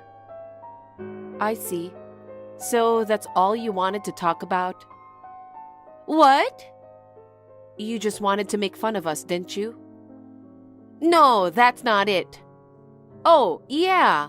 When you came to our parents' house, actually, there's something I wanted to tell you. What? I'm going to marry my boyfriend soon. Wow, congratulations. And what's more, my boyfriend graduated from a prestigious university and works for a big company. He's so different from your fiancé, isn't he? He makes a lot more money than your average salaryman. I'm so glad I was born beautiful. Good men just flood to my side. Life's so wonderful for me. How do you like it? Aren't you jealous? Not really. I'm amused that you're acting tough as usual. Well, can't be helped. You've always been overshadowed by me. Mom and Dad love me more. They always get me what I want, even though you can't get any even if you beg. It's true that our parents spoiled you. Mom and Dad only cared about you. They didn't care about me. To be honest, there was no place for me at home. Poor thing! You were ugly and clumsy at the same time. If you want our parents to love you, why don't you behave in a way that makes them happy? Unlike you, I'm not good at that. I'm glad I left our parents' house early. But I did the obligatory wedding greeting, and I'm planning to invite Mom and Dad to the wedding ceremony. You're holding a ceremony? I am. You're kidding! How can you have money for a ceremony when your husband just graduated from high school? We're not poor because he just graduated from high school. We can at least have a wedding ceremony. Oh, really? So when's the wedding? About 3 months from now. I'll send you an invitation when I have more details.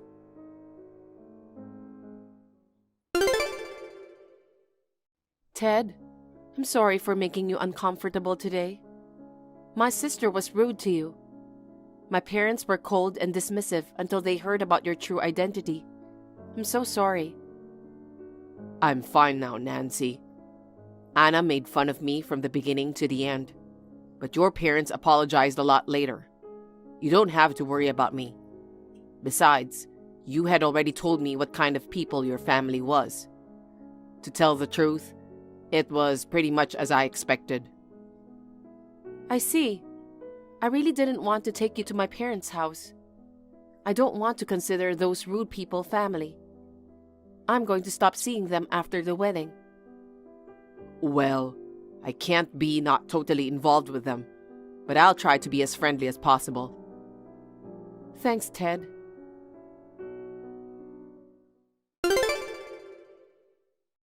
Nancy, I got the invitation for the wedding today. Me and my husband aren't going to the wedding. What?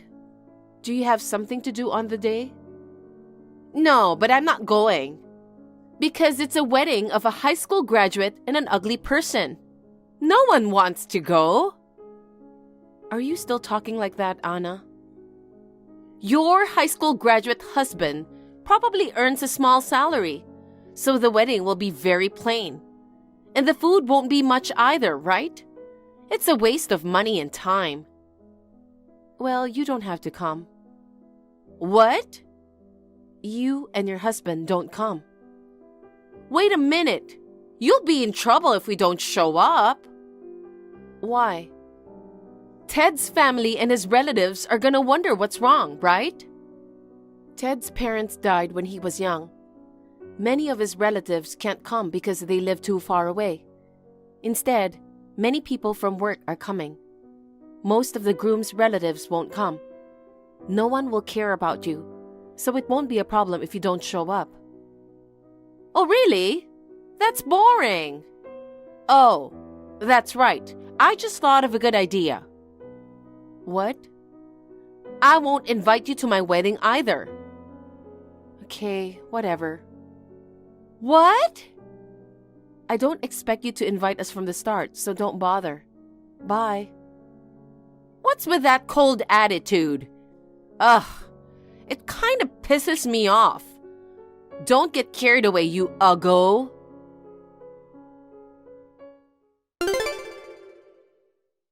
Nancy? Did you get my wedding reply? Yes, I got it yesterday. Thank you for sending it so quickly. We won't be attending. Okay, I understand. So only Mom and Dad will be attending as a family. I'm sorry, but neither mom nor dad can go to your wedding. What? Rejoice! We're getting married on the same day. The same day? That's right. Did you do it on purpose? Of course. I even made the time of the ceremony exactly the same as yours. Anna, what are you thinking? If you do that, mom and dad will be in trouble. Why would they be bothered? Of course, mom and dad would come to my wedding. So stupid. Don't you think it's insane to intentionally pick the same date? Absolutely not. Does your husband know about this? Yes, he knows. When I told him that my sister's husband graduated from high school, he said it's hilarious that he can't even go to college nowadays. He agreed to my plan. You guys make a perfect couple. Anyway, we decided to have our wedding on the same day. I'll show you the difference. I think we should have it on a different day. You just want to harass me. You should think about the people who are going to attend. It would be better for those who will be attending if we have it on the same day. Instead of being invited to a simple ceremony of a couple at the bottom of the hierarchy, they'd be happier if they were invited to our gorgeous wedding than to some bottom-feeding couple's modest ceremony. If we have it on the same day, they don't have to pay for the reception twice. I see. Then I won't make room for you. Well, it's not just me and my husband who will be absent. I don't think anyone's going to your wedding. Sorry. It's going to be a lonely ceremony with none of our relatives attending. I'm so looking forward to the day. What? Don't come crying to me later. What are you talking about? Our parents won't be there and your sister won't be there. Why don't you just cancel your wedding? We won't cancel it. Even though there'll be no one? I wonder which one will be smaller. What? Nothing. Bye-bye.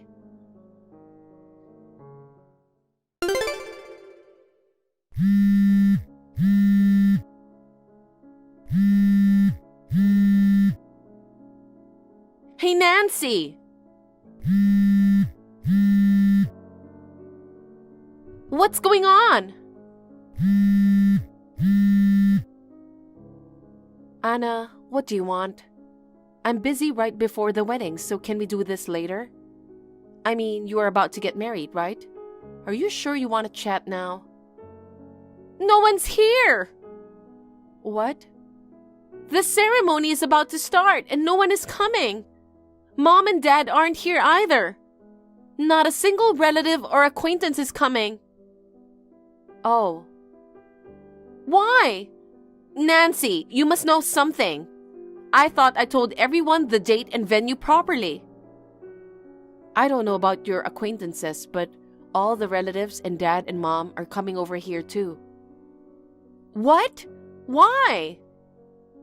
You knew this would happen, didn't you? You went to the trouble of picking the same date. They have no choice but to choose one or the other. But everyone should be coming to my side. Isn't it strange to prioritize the ugly you over the beautiful me? Who the heck cares if the bride is beautiful or ugly? The reason everyone came here is because my groom is Ted. Huh? My husband is an elite with a first-class college degree. How can he lose to Ted, a high school graduate? Unfortunately, it looks like everyone has to prioritize my side. What do you mean? Ted's company is Dad's company's business partner. He's the CEO. What? Huh? Wait a minute. Ted is the CEO? Yes, he is. Dad holds a very important position in his company. There's no way he could miss the wedding of the CEO of an important business partner. Ted worked for a company for a while after graduating from high school, and then started his own business. It was tough when he first started his business, but now it's a big company with over 200 employees. So you're the wife of the CEO? Yep. Why didn't you tell me? I've told you. Huh? I told you when I took Ted to our parents' house for the greeting. Did you? I haven't been home for a while. They didn't know Ted and I were dating. They were freaked out when they found out my fiancé is actually the CEO of Dad's business partner. But You were just looking down on and mocking him, even though Dad was trying to stop you. was it so? It looked like you ignored Dad, but you didn't really notice him. Now that you mentioned it, I think he did say something about Ted running a company. Oh, so you were listening. But Ted just graduated from high school. I thought it was just a small business run by an individual. That's not true. Ted's company is bigger than Dad's. Then why did you say we should have the wedding on a different day?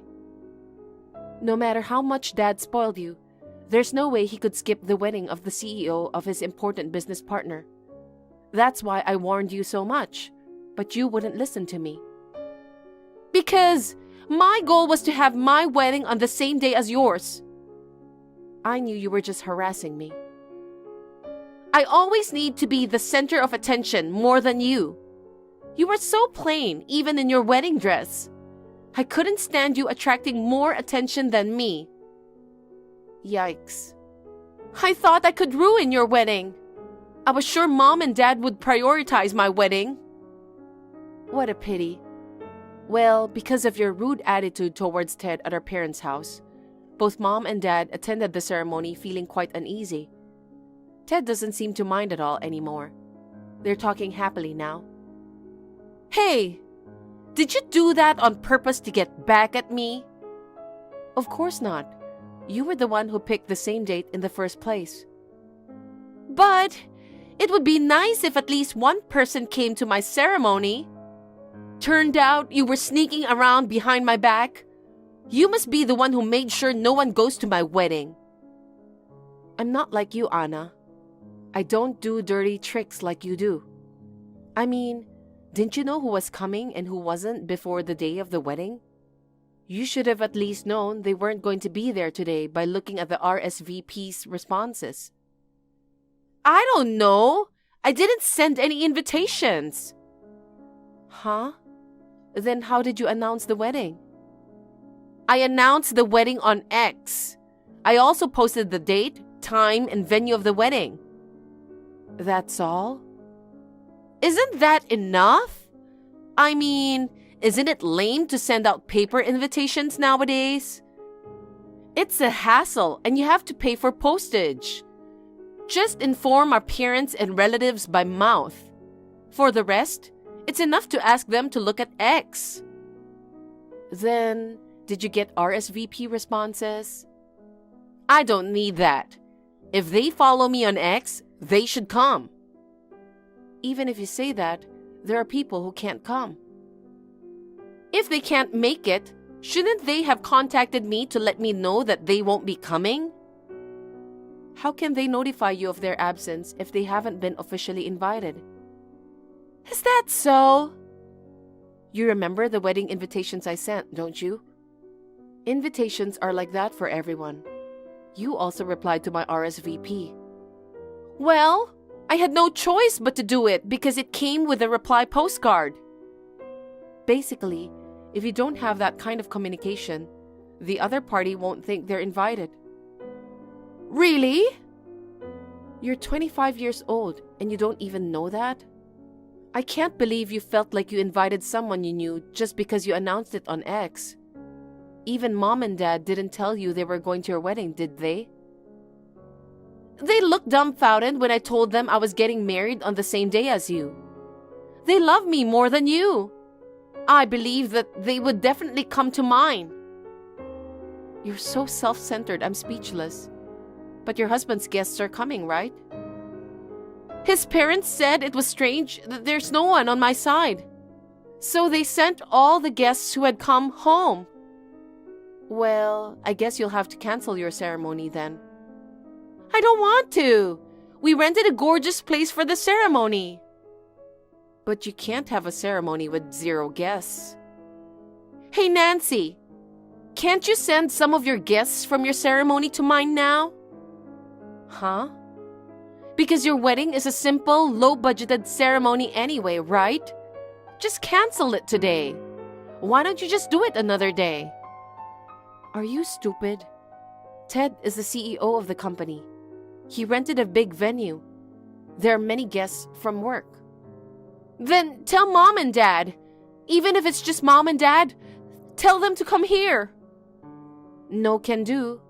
Well, I've got a wedding ceremony to go to, so bye-bye. Wait, Nancy!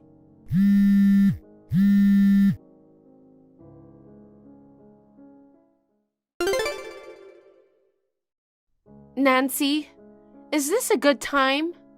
I have a favor to ask you. What is it this time? I'm on my honeymoon. Can you please just listen to me? Make it quick. Can I borrow some money? What? The wedding hall charged us a cancellation fee. We can't pay that much ourselves. They're asking for $54,000. Your husband works for a prestigious company. Shouldn't he be able to pay that much?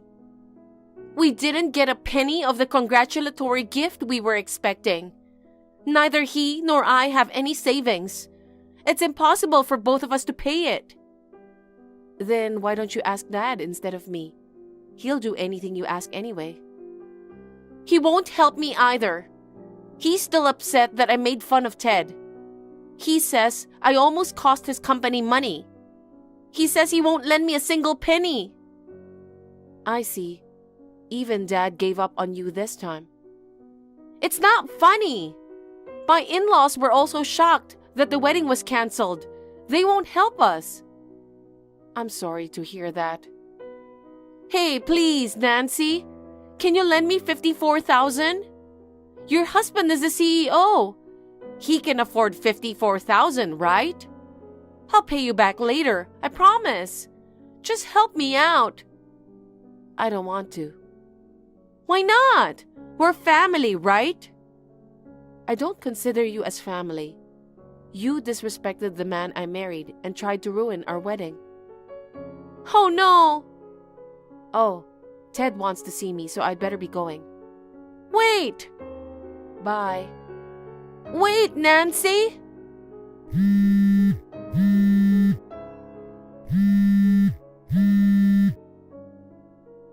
Nancy!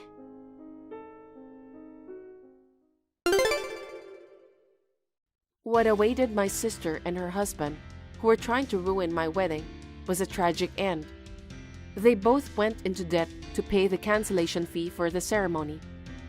Shortly thereafter, her husband quit his job. His company found out that they were trying to marry on my wedding date to harass me. When his colleagues began to treat him coldly, he handed in his resignation. After that, he was unable to get a new job. They are now living on my sister's earnings and desperately trying to pay off their debts. Perhaps because of this, she lost lots of weight and looked 10 years older than she was before. She used to be so confident about her appearance, but I can only say that I feel sorry for her. As for me, I am happily living with my newly married husband. I've had a hard time in the family I was born and raised in. From now on, I would like to build a happy family with my husband.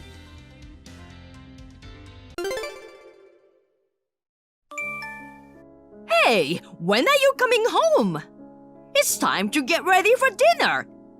I don't know where you've been wandering around. Just come home and cook.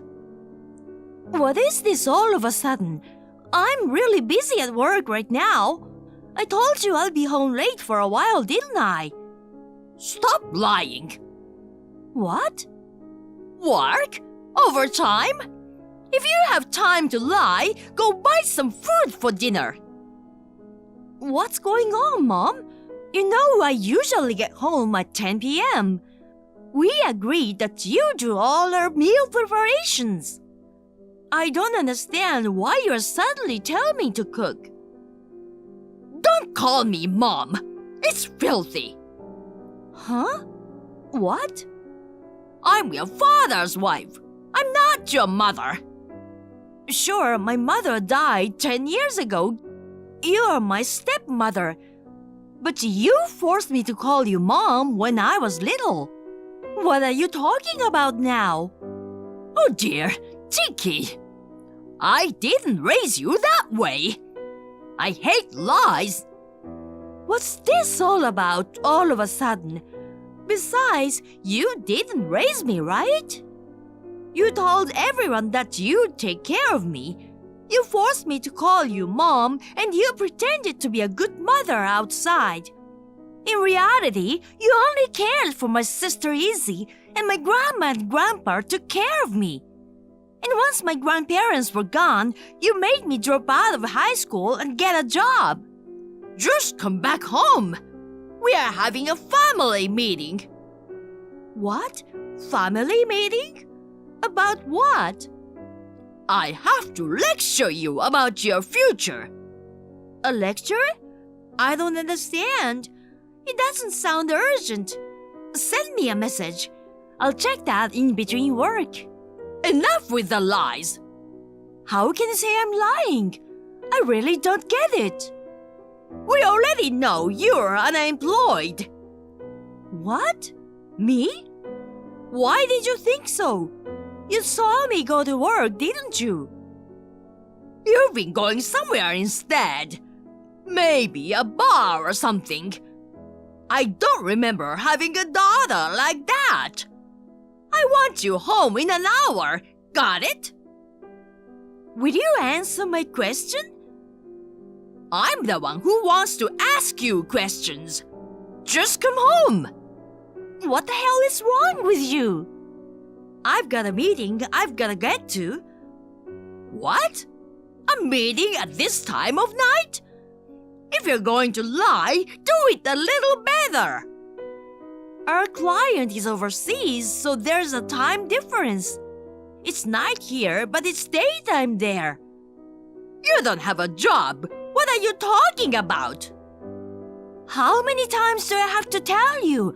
I do have a job. I can't talk to you. Hey, that's enough. Oh, sis, it's all over, isn't it? I'm sorry for what happened. What's going on? What's the matter with you? The matter is you. You skipped the family meeting and didn't come home yesterday. You came home in the morning and had a breakfast. Who do you think you are? That's disgusting, like a thief. Mom and I are furious with you. A thief? Don't talk like that. I had some trouble at work and had to stay overnight at the office. I just showered, changed, and had breakfast at home this morning. It's happened before. It's my house, so there's no problem. Are you seriously saying it's your house? I'm serious. What? That's so gross! I don't remember letting an unemployed person eat free food in my house. Are you saying that too? I do have a job. You're a liar. We were talking about you last night. You were afraid that we would come after you, right? No, I wasn't. I was really working late. I'm exhausted from dealing with all the trouble, so don't be crazy. If you ask us, you're the trouble. The fact that you didn't show up for the family meeting is the best proof of that. And yet, you still came back to have your breakfast. You're so disgusting. I told Mom I couldn't make it because I had to work. I asked her to message me. She hasn't sent me anything since. It's not like it's a big deal, so of course I put work first. That's what I'm saying. This was an emergency meeting to discuss the lie about your job. So, why do you and Mom think I don't have a job? I've been working all my life.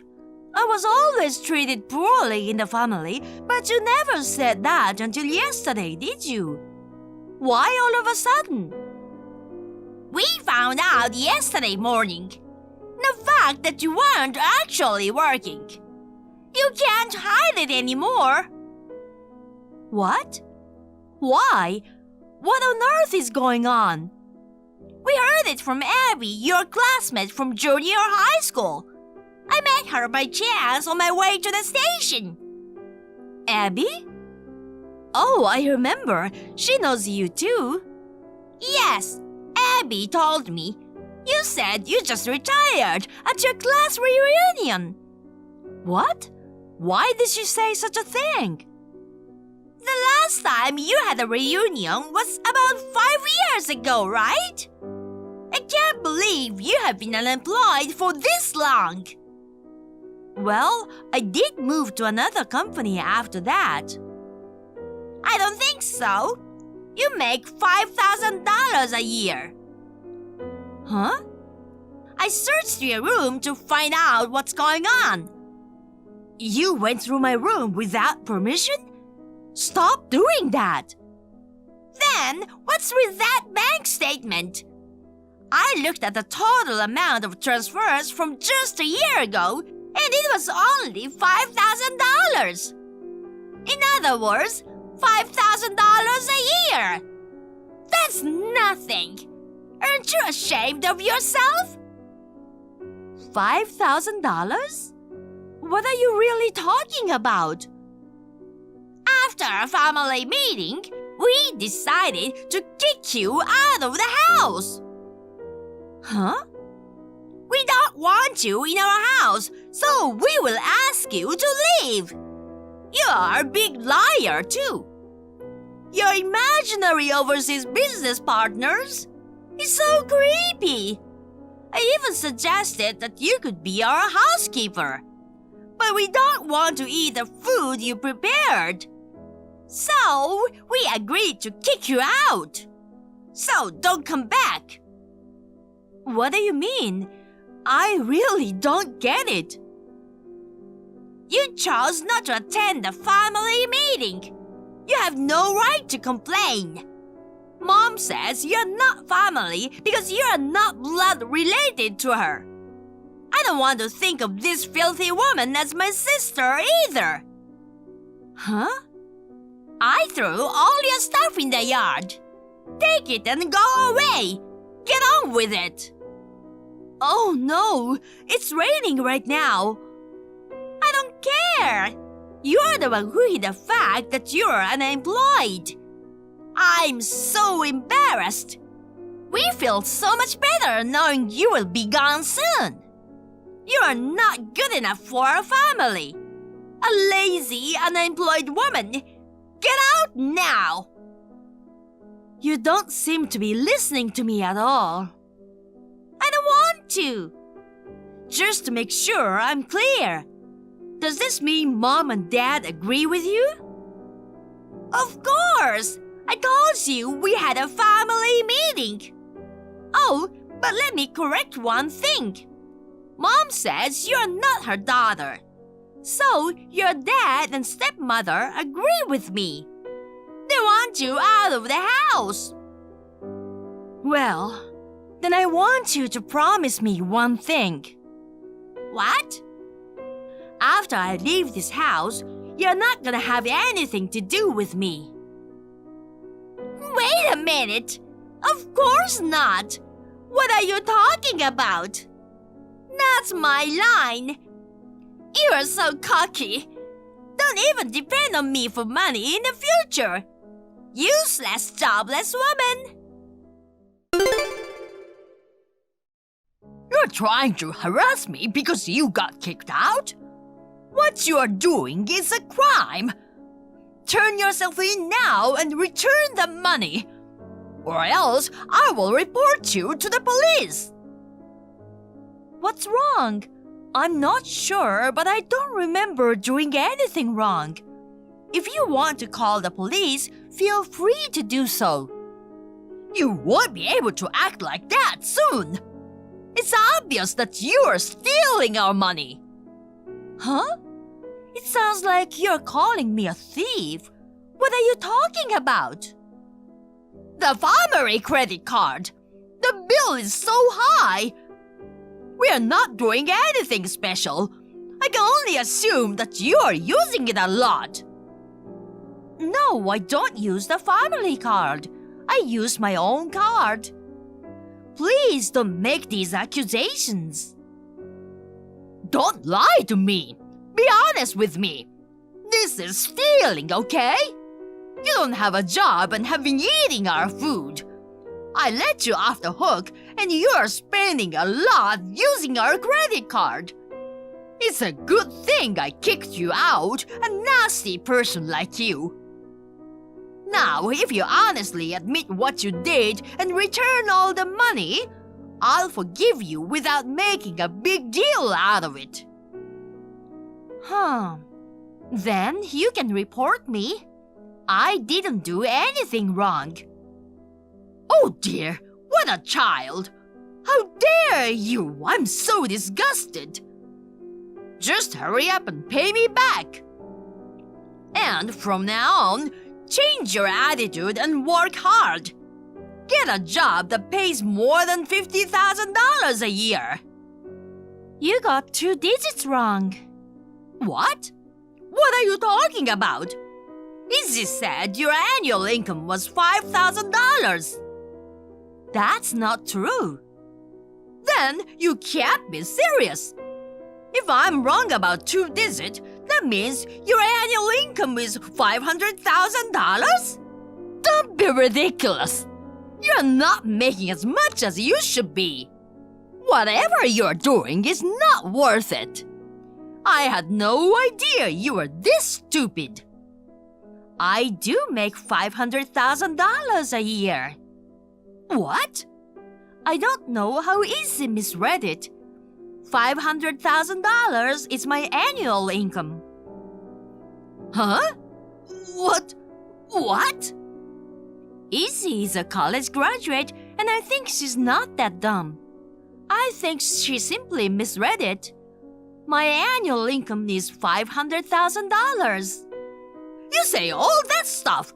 You still need to take responsibility. You know what? You've got to realize something now.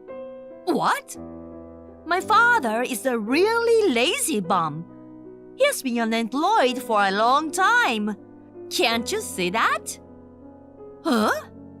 I think it was a year ago. Dad's company went bankrupt due to the recession. What? Your father's company went bankrupt? He hasn't told you, or is he? I had to find out because my company is in the same line of business. Until he gets a new job, I secretly put $4,000 a month into your account for living expenses. 4,000? And besides, did you say you are working for a company? Yes, I've been working there for 5 years. 5 years? You could have at least told me. I said it back then, and I think I've said it many times since then. I told you that I'm changing jobs because I'm taking over my boyfriend's father's company. My boyfriend has things he wants to do, so... What? Did you really tell me that? I thought you were aware of that. You haven't noticed for 5 years? You clearly don't care about me. I have been so busy because in addition to my original responsibilities, I have to make the rounds to greet people and attend meetings to get to know them as the next president of the company. I'm also working hard to learn new things. The next president? That's what I'm saying. Right now, I make $500,000 a year, including long hours and overtime. When I become president, my job will be easier and my income will increase. What? Is it going to go up even more? How much more? I don't know. It depends on the company's performance. Maybe around $1 million? 1 million? Really? That's amazing! As a mother, I'm proud of you! What are you talking about? My mother is dead. Don't act like that. What? Why would you say that? You told me, remember? You are not my mother. That's not true! And on top of that, I was kicked out of the house for a misunderstanding without being allowed to correct it. You really are a terrible family.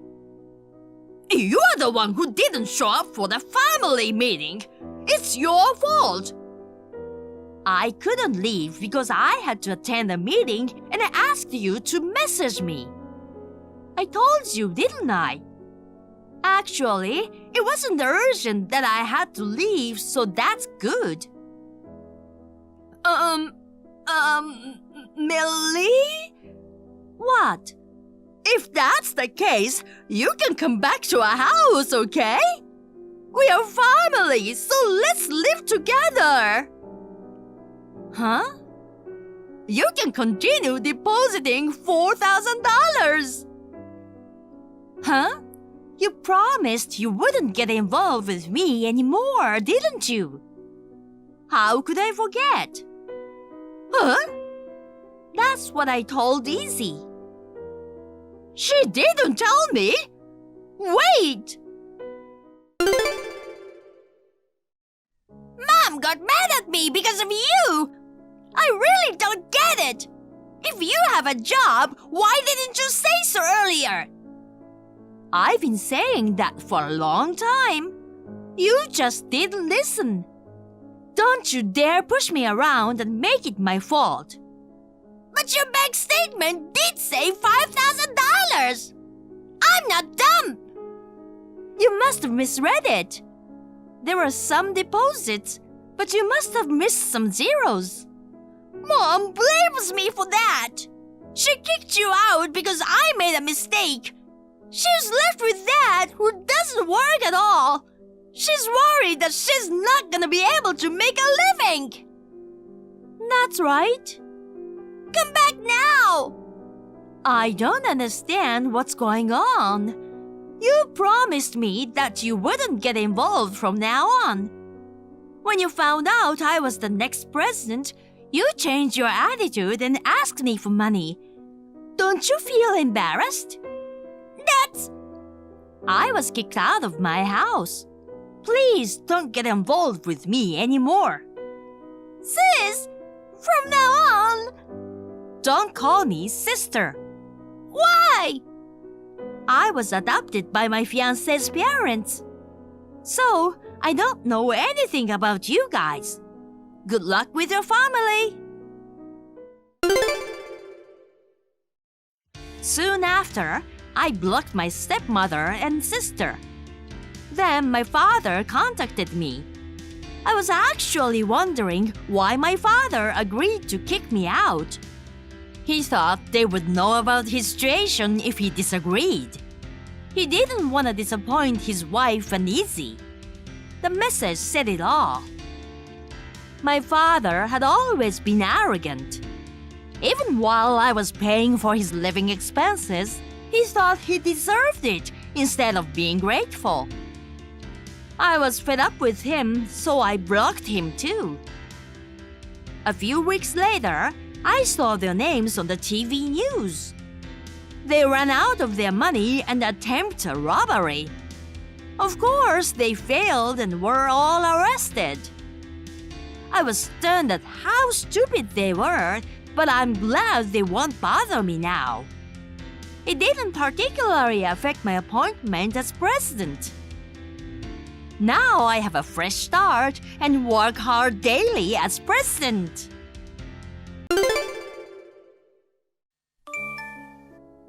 Honey, my mom passed away. I see. Dad and I took care of her at the hospital just now.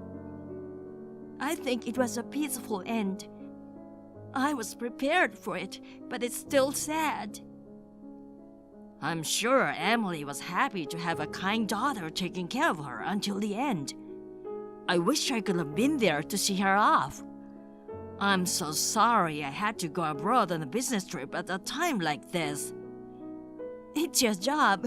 Can't be helped. You can say goodbye at the funeral. Got it. When's the funeral? Day after tomorrow.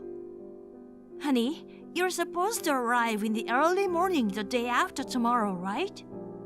Come directly from the airport to the ceremony hall. I know it's a hassle, but please do it. I understand. I'll sleep on the plane. I'll be fine. Thanks, honey. Okay, now, I have a lot of stuff to do, so I'll see you later. Okay. Rachel, sorry. The plane's not flying because of a strike. I don't even know when it's gonna fly, so I can't go back there. I'm sorry I can't attend the funeral tomorrow. A strike? What do you mean? The airport employees are on strike. No flight tonight. I'm gonna have to stay at the airport too. Oh no! I can't believe they're on strike at a time like this. What a day. Emily really took care of me. I wanted to attend the funeral and say goodbye to her, but there's nothing you can do. I'm sure Mom would understand. Maybe you can make it to the burial. I don't think I'll be able to make it. I hate the company for putting me on an overseas business trip at such a time of the year. By the way, you said your colleague Amy was with you, right? Yeah, why? I met her this afternoon. What? Where? At the lobby of the hospital by chance. She said her son had influenza and she went to see a doctor. I thought she was on a business trip with you, so I was so surprised. Oh, my bad. They changed it to someone else at the last minute. Must be because her son was sick. So, it was influenza, huh? That's right. Did Amy say anything else? Nothing. Just that she's sorry for my loss, that's all. I see. Good. What? Is there something you don't want me to hear? Of course not. There's something fishy about you, isn't there? You usually don't care what people around you say. The only time you pay attention to what's going on around is when you're guilty. What do you mean, guilty? Honey, your mom just passed away. Do you think I have time to think about anything else? I'm frustrated too. I want to go over there as soon as possible, but I can't. I see. You're worried about me. I hope your flight takes off soon. But even if they do, they'll start with the earliest flight, right? There was no flight for a whole day. My flight was scheduled for midnight, so I might get pushed back. I might not be able to go home for a while after all. If that happens, you can visit her grave when you get back. Dad and I can handle the funeral and stuff. Your mom and dad are helping out too. I'm so happy that you are so understanding. If you cried at a time like this, I wouldn't know what to do. Mom passed away. I want to cry, but crying won't help. That's right. You're as strong as I thought you'd be. Hey, stupid George! I asked Amy. Aren't you going on an overseas business trip with George? And guess what she said? Well, it's been postponed due to the other party's circumstances. I tried to hold back what I wanted to say and played it off like an understanding wife. I deserve some praises.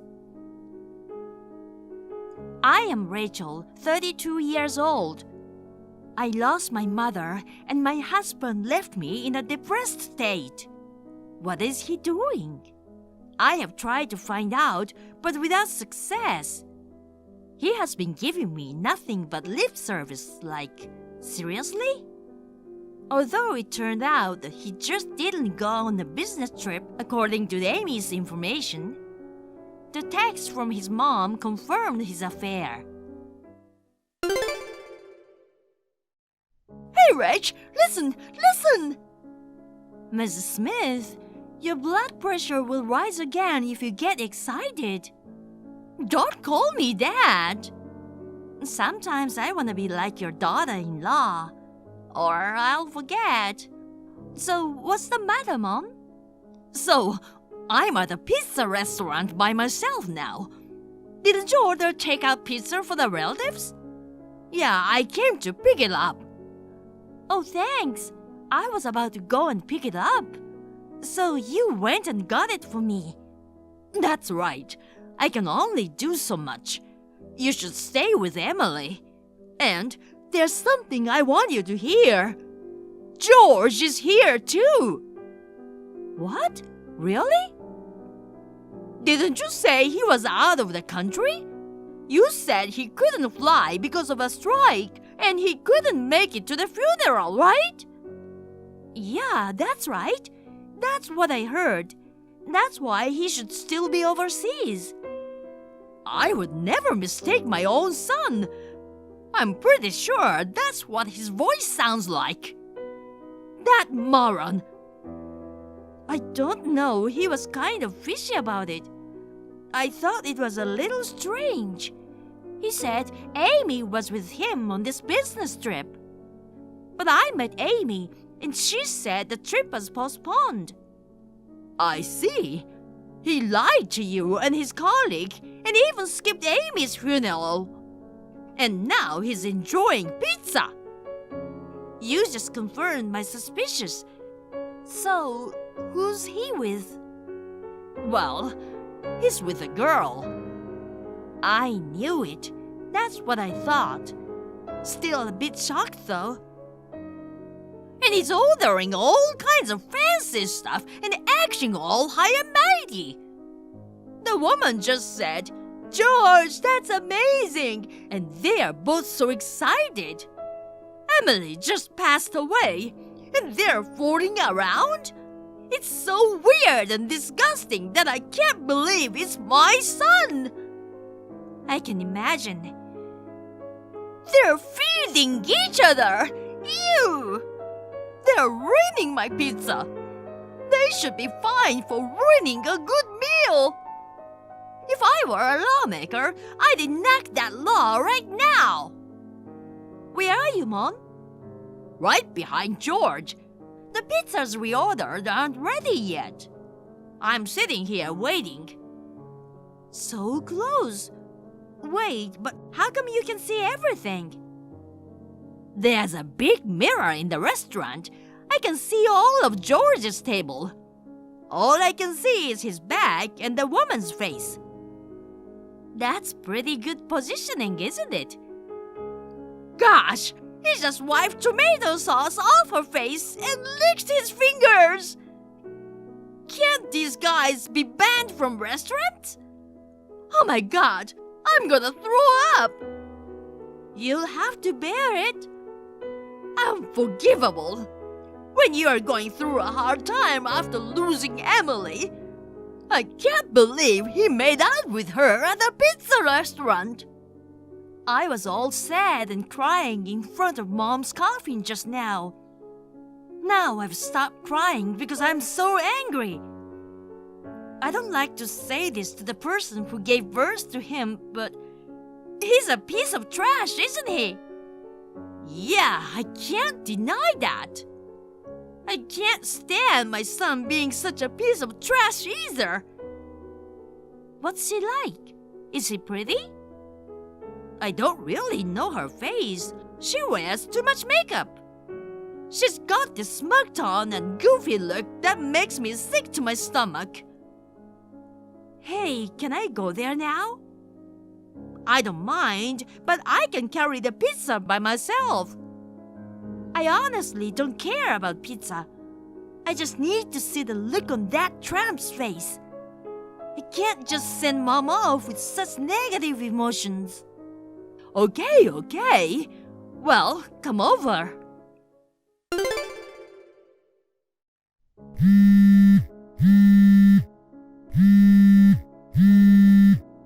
Why aren't you answering your phone?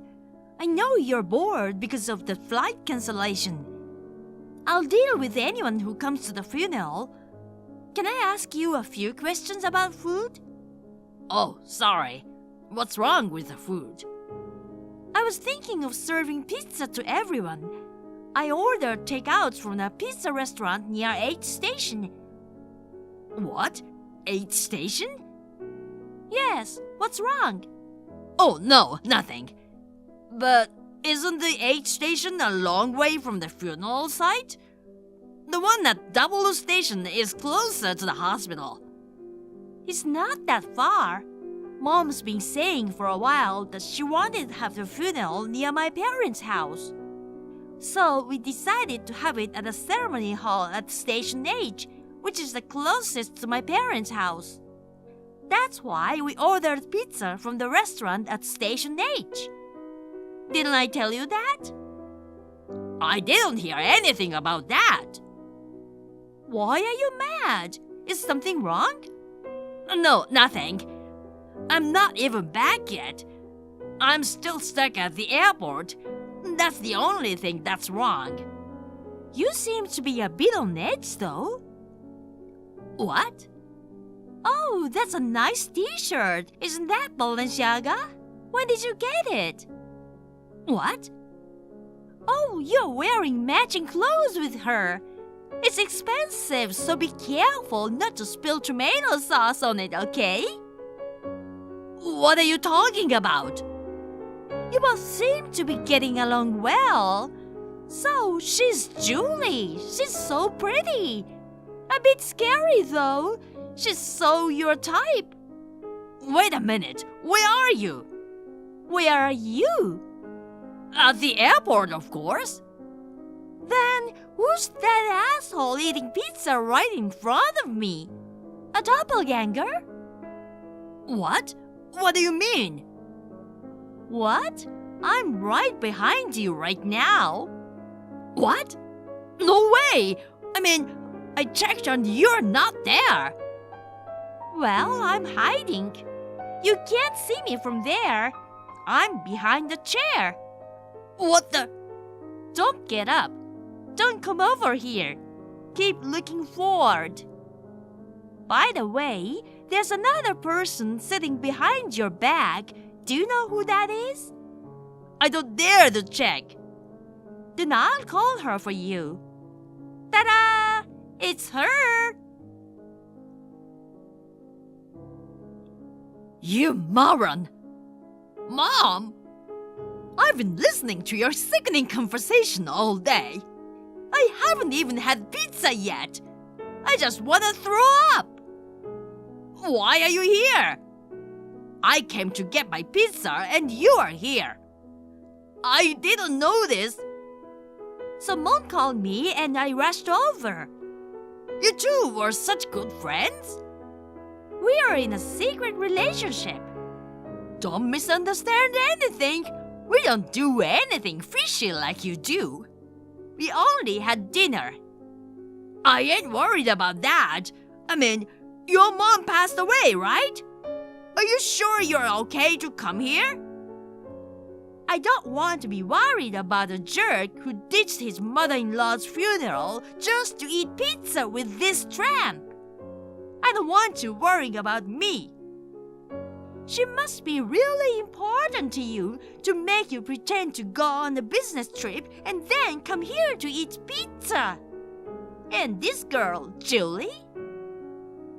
I didn't expect my mom to be in the same restaurant. What a day. See, she's mad at you. Stop staring at your phone and feed me. You, can she even use her hands? She's so creepy. Her voice gives me goosebumps. Maybe that's Julie's cute side. I bet George falls in love with her because of that too. Jeez, bad taste. I hate this kind of pretentious girl. Don't say bad things about Julie. Hey, George, I have a favor to ask you. What? That woman is so annoying. She keeps asking you to feed her pizza. Pretend to be annoyed and shove a pizza slice to her face. What the heck? I can't do that. I can't do that to Julie. Tell me, are you fine with me disowning you? You good with that? Are you willing to get divorced and be stuck in an alimony hell and not be able to live a human life? Not only me and Mom, but all our relatives will turn their backs on you too. And by the way, my mom might curse you and haunt you. Our family is full of strong women. You'd better weigh that against Julie and decide which is more important. Are you threatening me? Yes, I am. Fair and square. Fine, I'll do it. Heck. Gosh, you really did it! Julie is so pissed off! Shoving pizza to a girl's face! I'd hate it even if it wasn't a girl. You guys made me do it. Everyone's paying attention to you because of Julie's squealing. What you say next is going to be important. What should you do next? That's enough! Don't F with me! Now, break up with her. What? Right here, right now? I can't do that! I'll tell her later, I swear! I don't want to make a scene out of the breakup in this situation. I don't trust you. You'll lie your way out again. I can't. What? Julie's gonna cry. I mean, she's already crying even now because of you guys. I'm gonna have to make excuses and comfort her now. How can I break up with her now? So, you're fine with Rach crying? She's strong. What are you talking about? She just lost her mom. You do know she's filled with sadness and anxiety. She doesn't sound like that to me. I mean, she said herself she's a strong woman. Not only did you not attend her mom's funeral, you brought a tramp to a pizza restaurant and cheated on Rach. She must be so emotionally damaged. Thanks to you, her lousy, sinful husband. What's wrong with you, Rach? You've been teaming up with my mom all day, messing with me. Because I can't do it otherwise. What? Do you really think we are having fun? My mom was sick and her condition had been deteriorating recently, so even though I was prepared for it, but I just lost my mom. She had just turned 60. You had no idea how sad and painful it is to lose your mother and how much you feel like crying at any moment. I really wanted you to come home right away to support me. But you just had to go on a rock trip, get stuck by a strike. I held back because I didn't want to make you worried. But it was all a lie. When I saw you comforting with that tramp at the restaurant, you know how shocked I was. I'm sorry. Do you think you can apologize and be forgiven?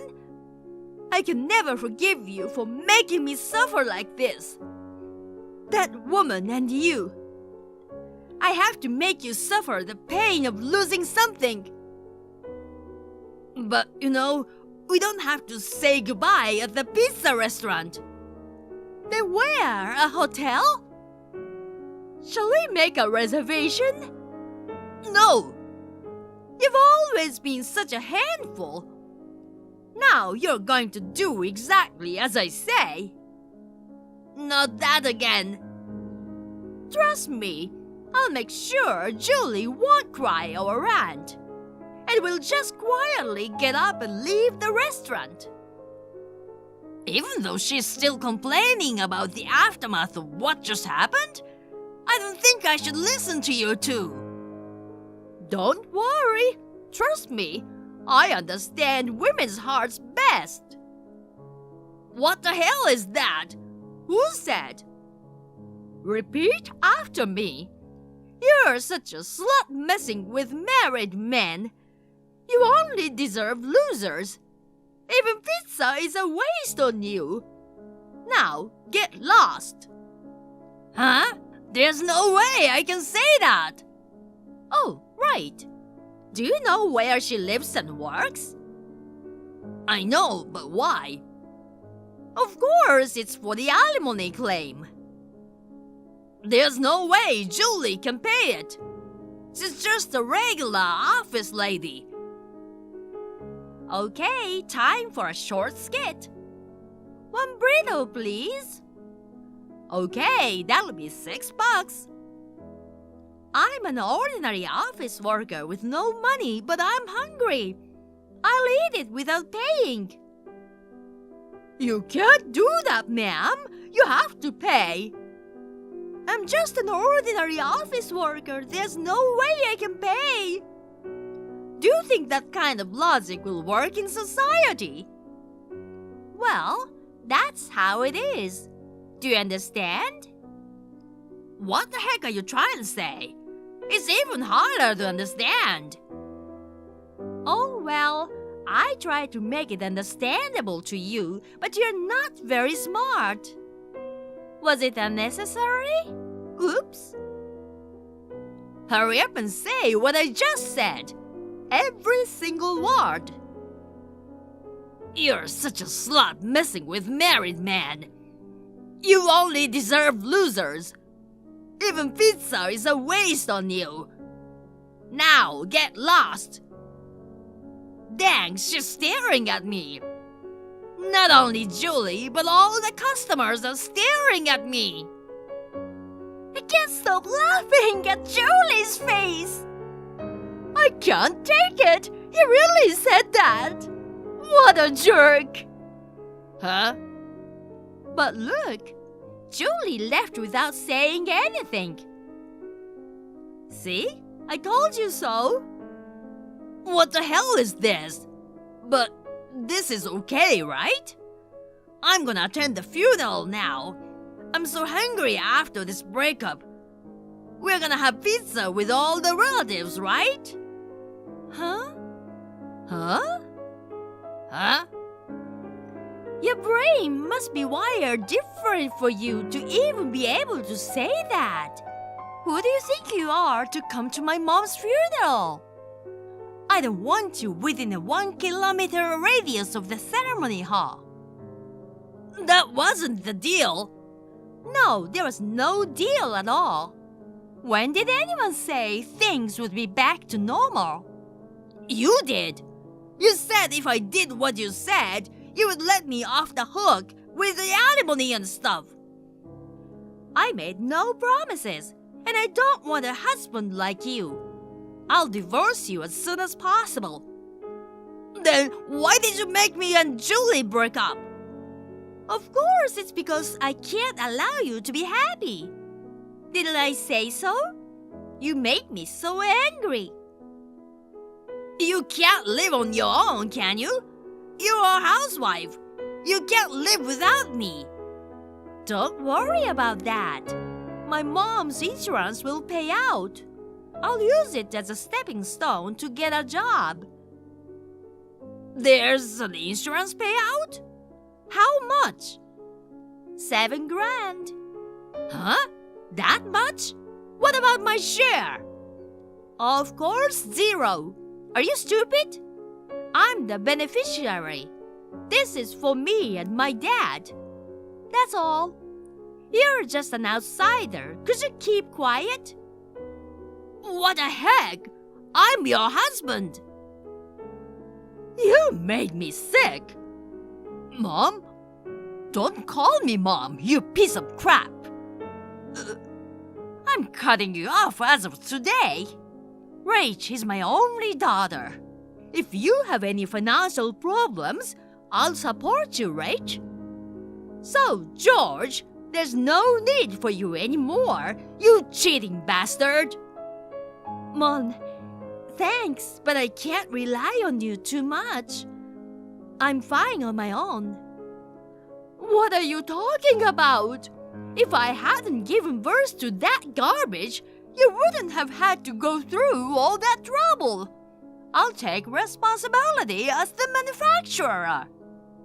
It's cool, but I really can't take advantage of you. Hey, how long do I have to turn my back on you? Like, literally? Oh, don't turn around. I don't want to see your dirty face again. The moment you look at me, I'll pour Tabasco on you. I'll stain your Balenciaga t-shirt. My back has been itching too, probably from that filthy guy behind me. I don't want to go back to the funeral in a filthy state. Maybe I should take a shower before I go back. You're so mean. You're the one to talk. Think about what you've done. Sid's right. If you're even remotely late with your alimony payment, I'll take full responsibility. I'll make you disappear. I'm ashamed to have given birth to you. Please tell me you're kidding. No, I'm not. Why should I lie?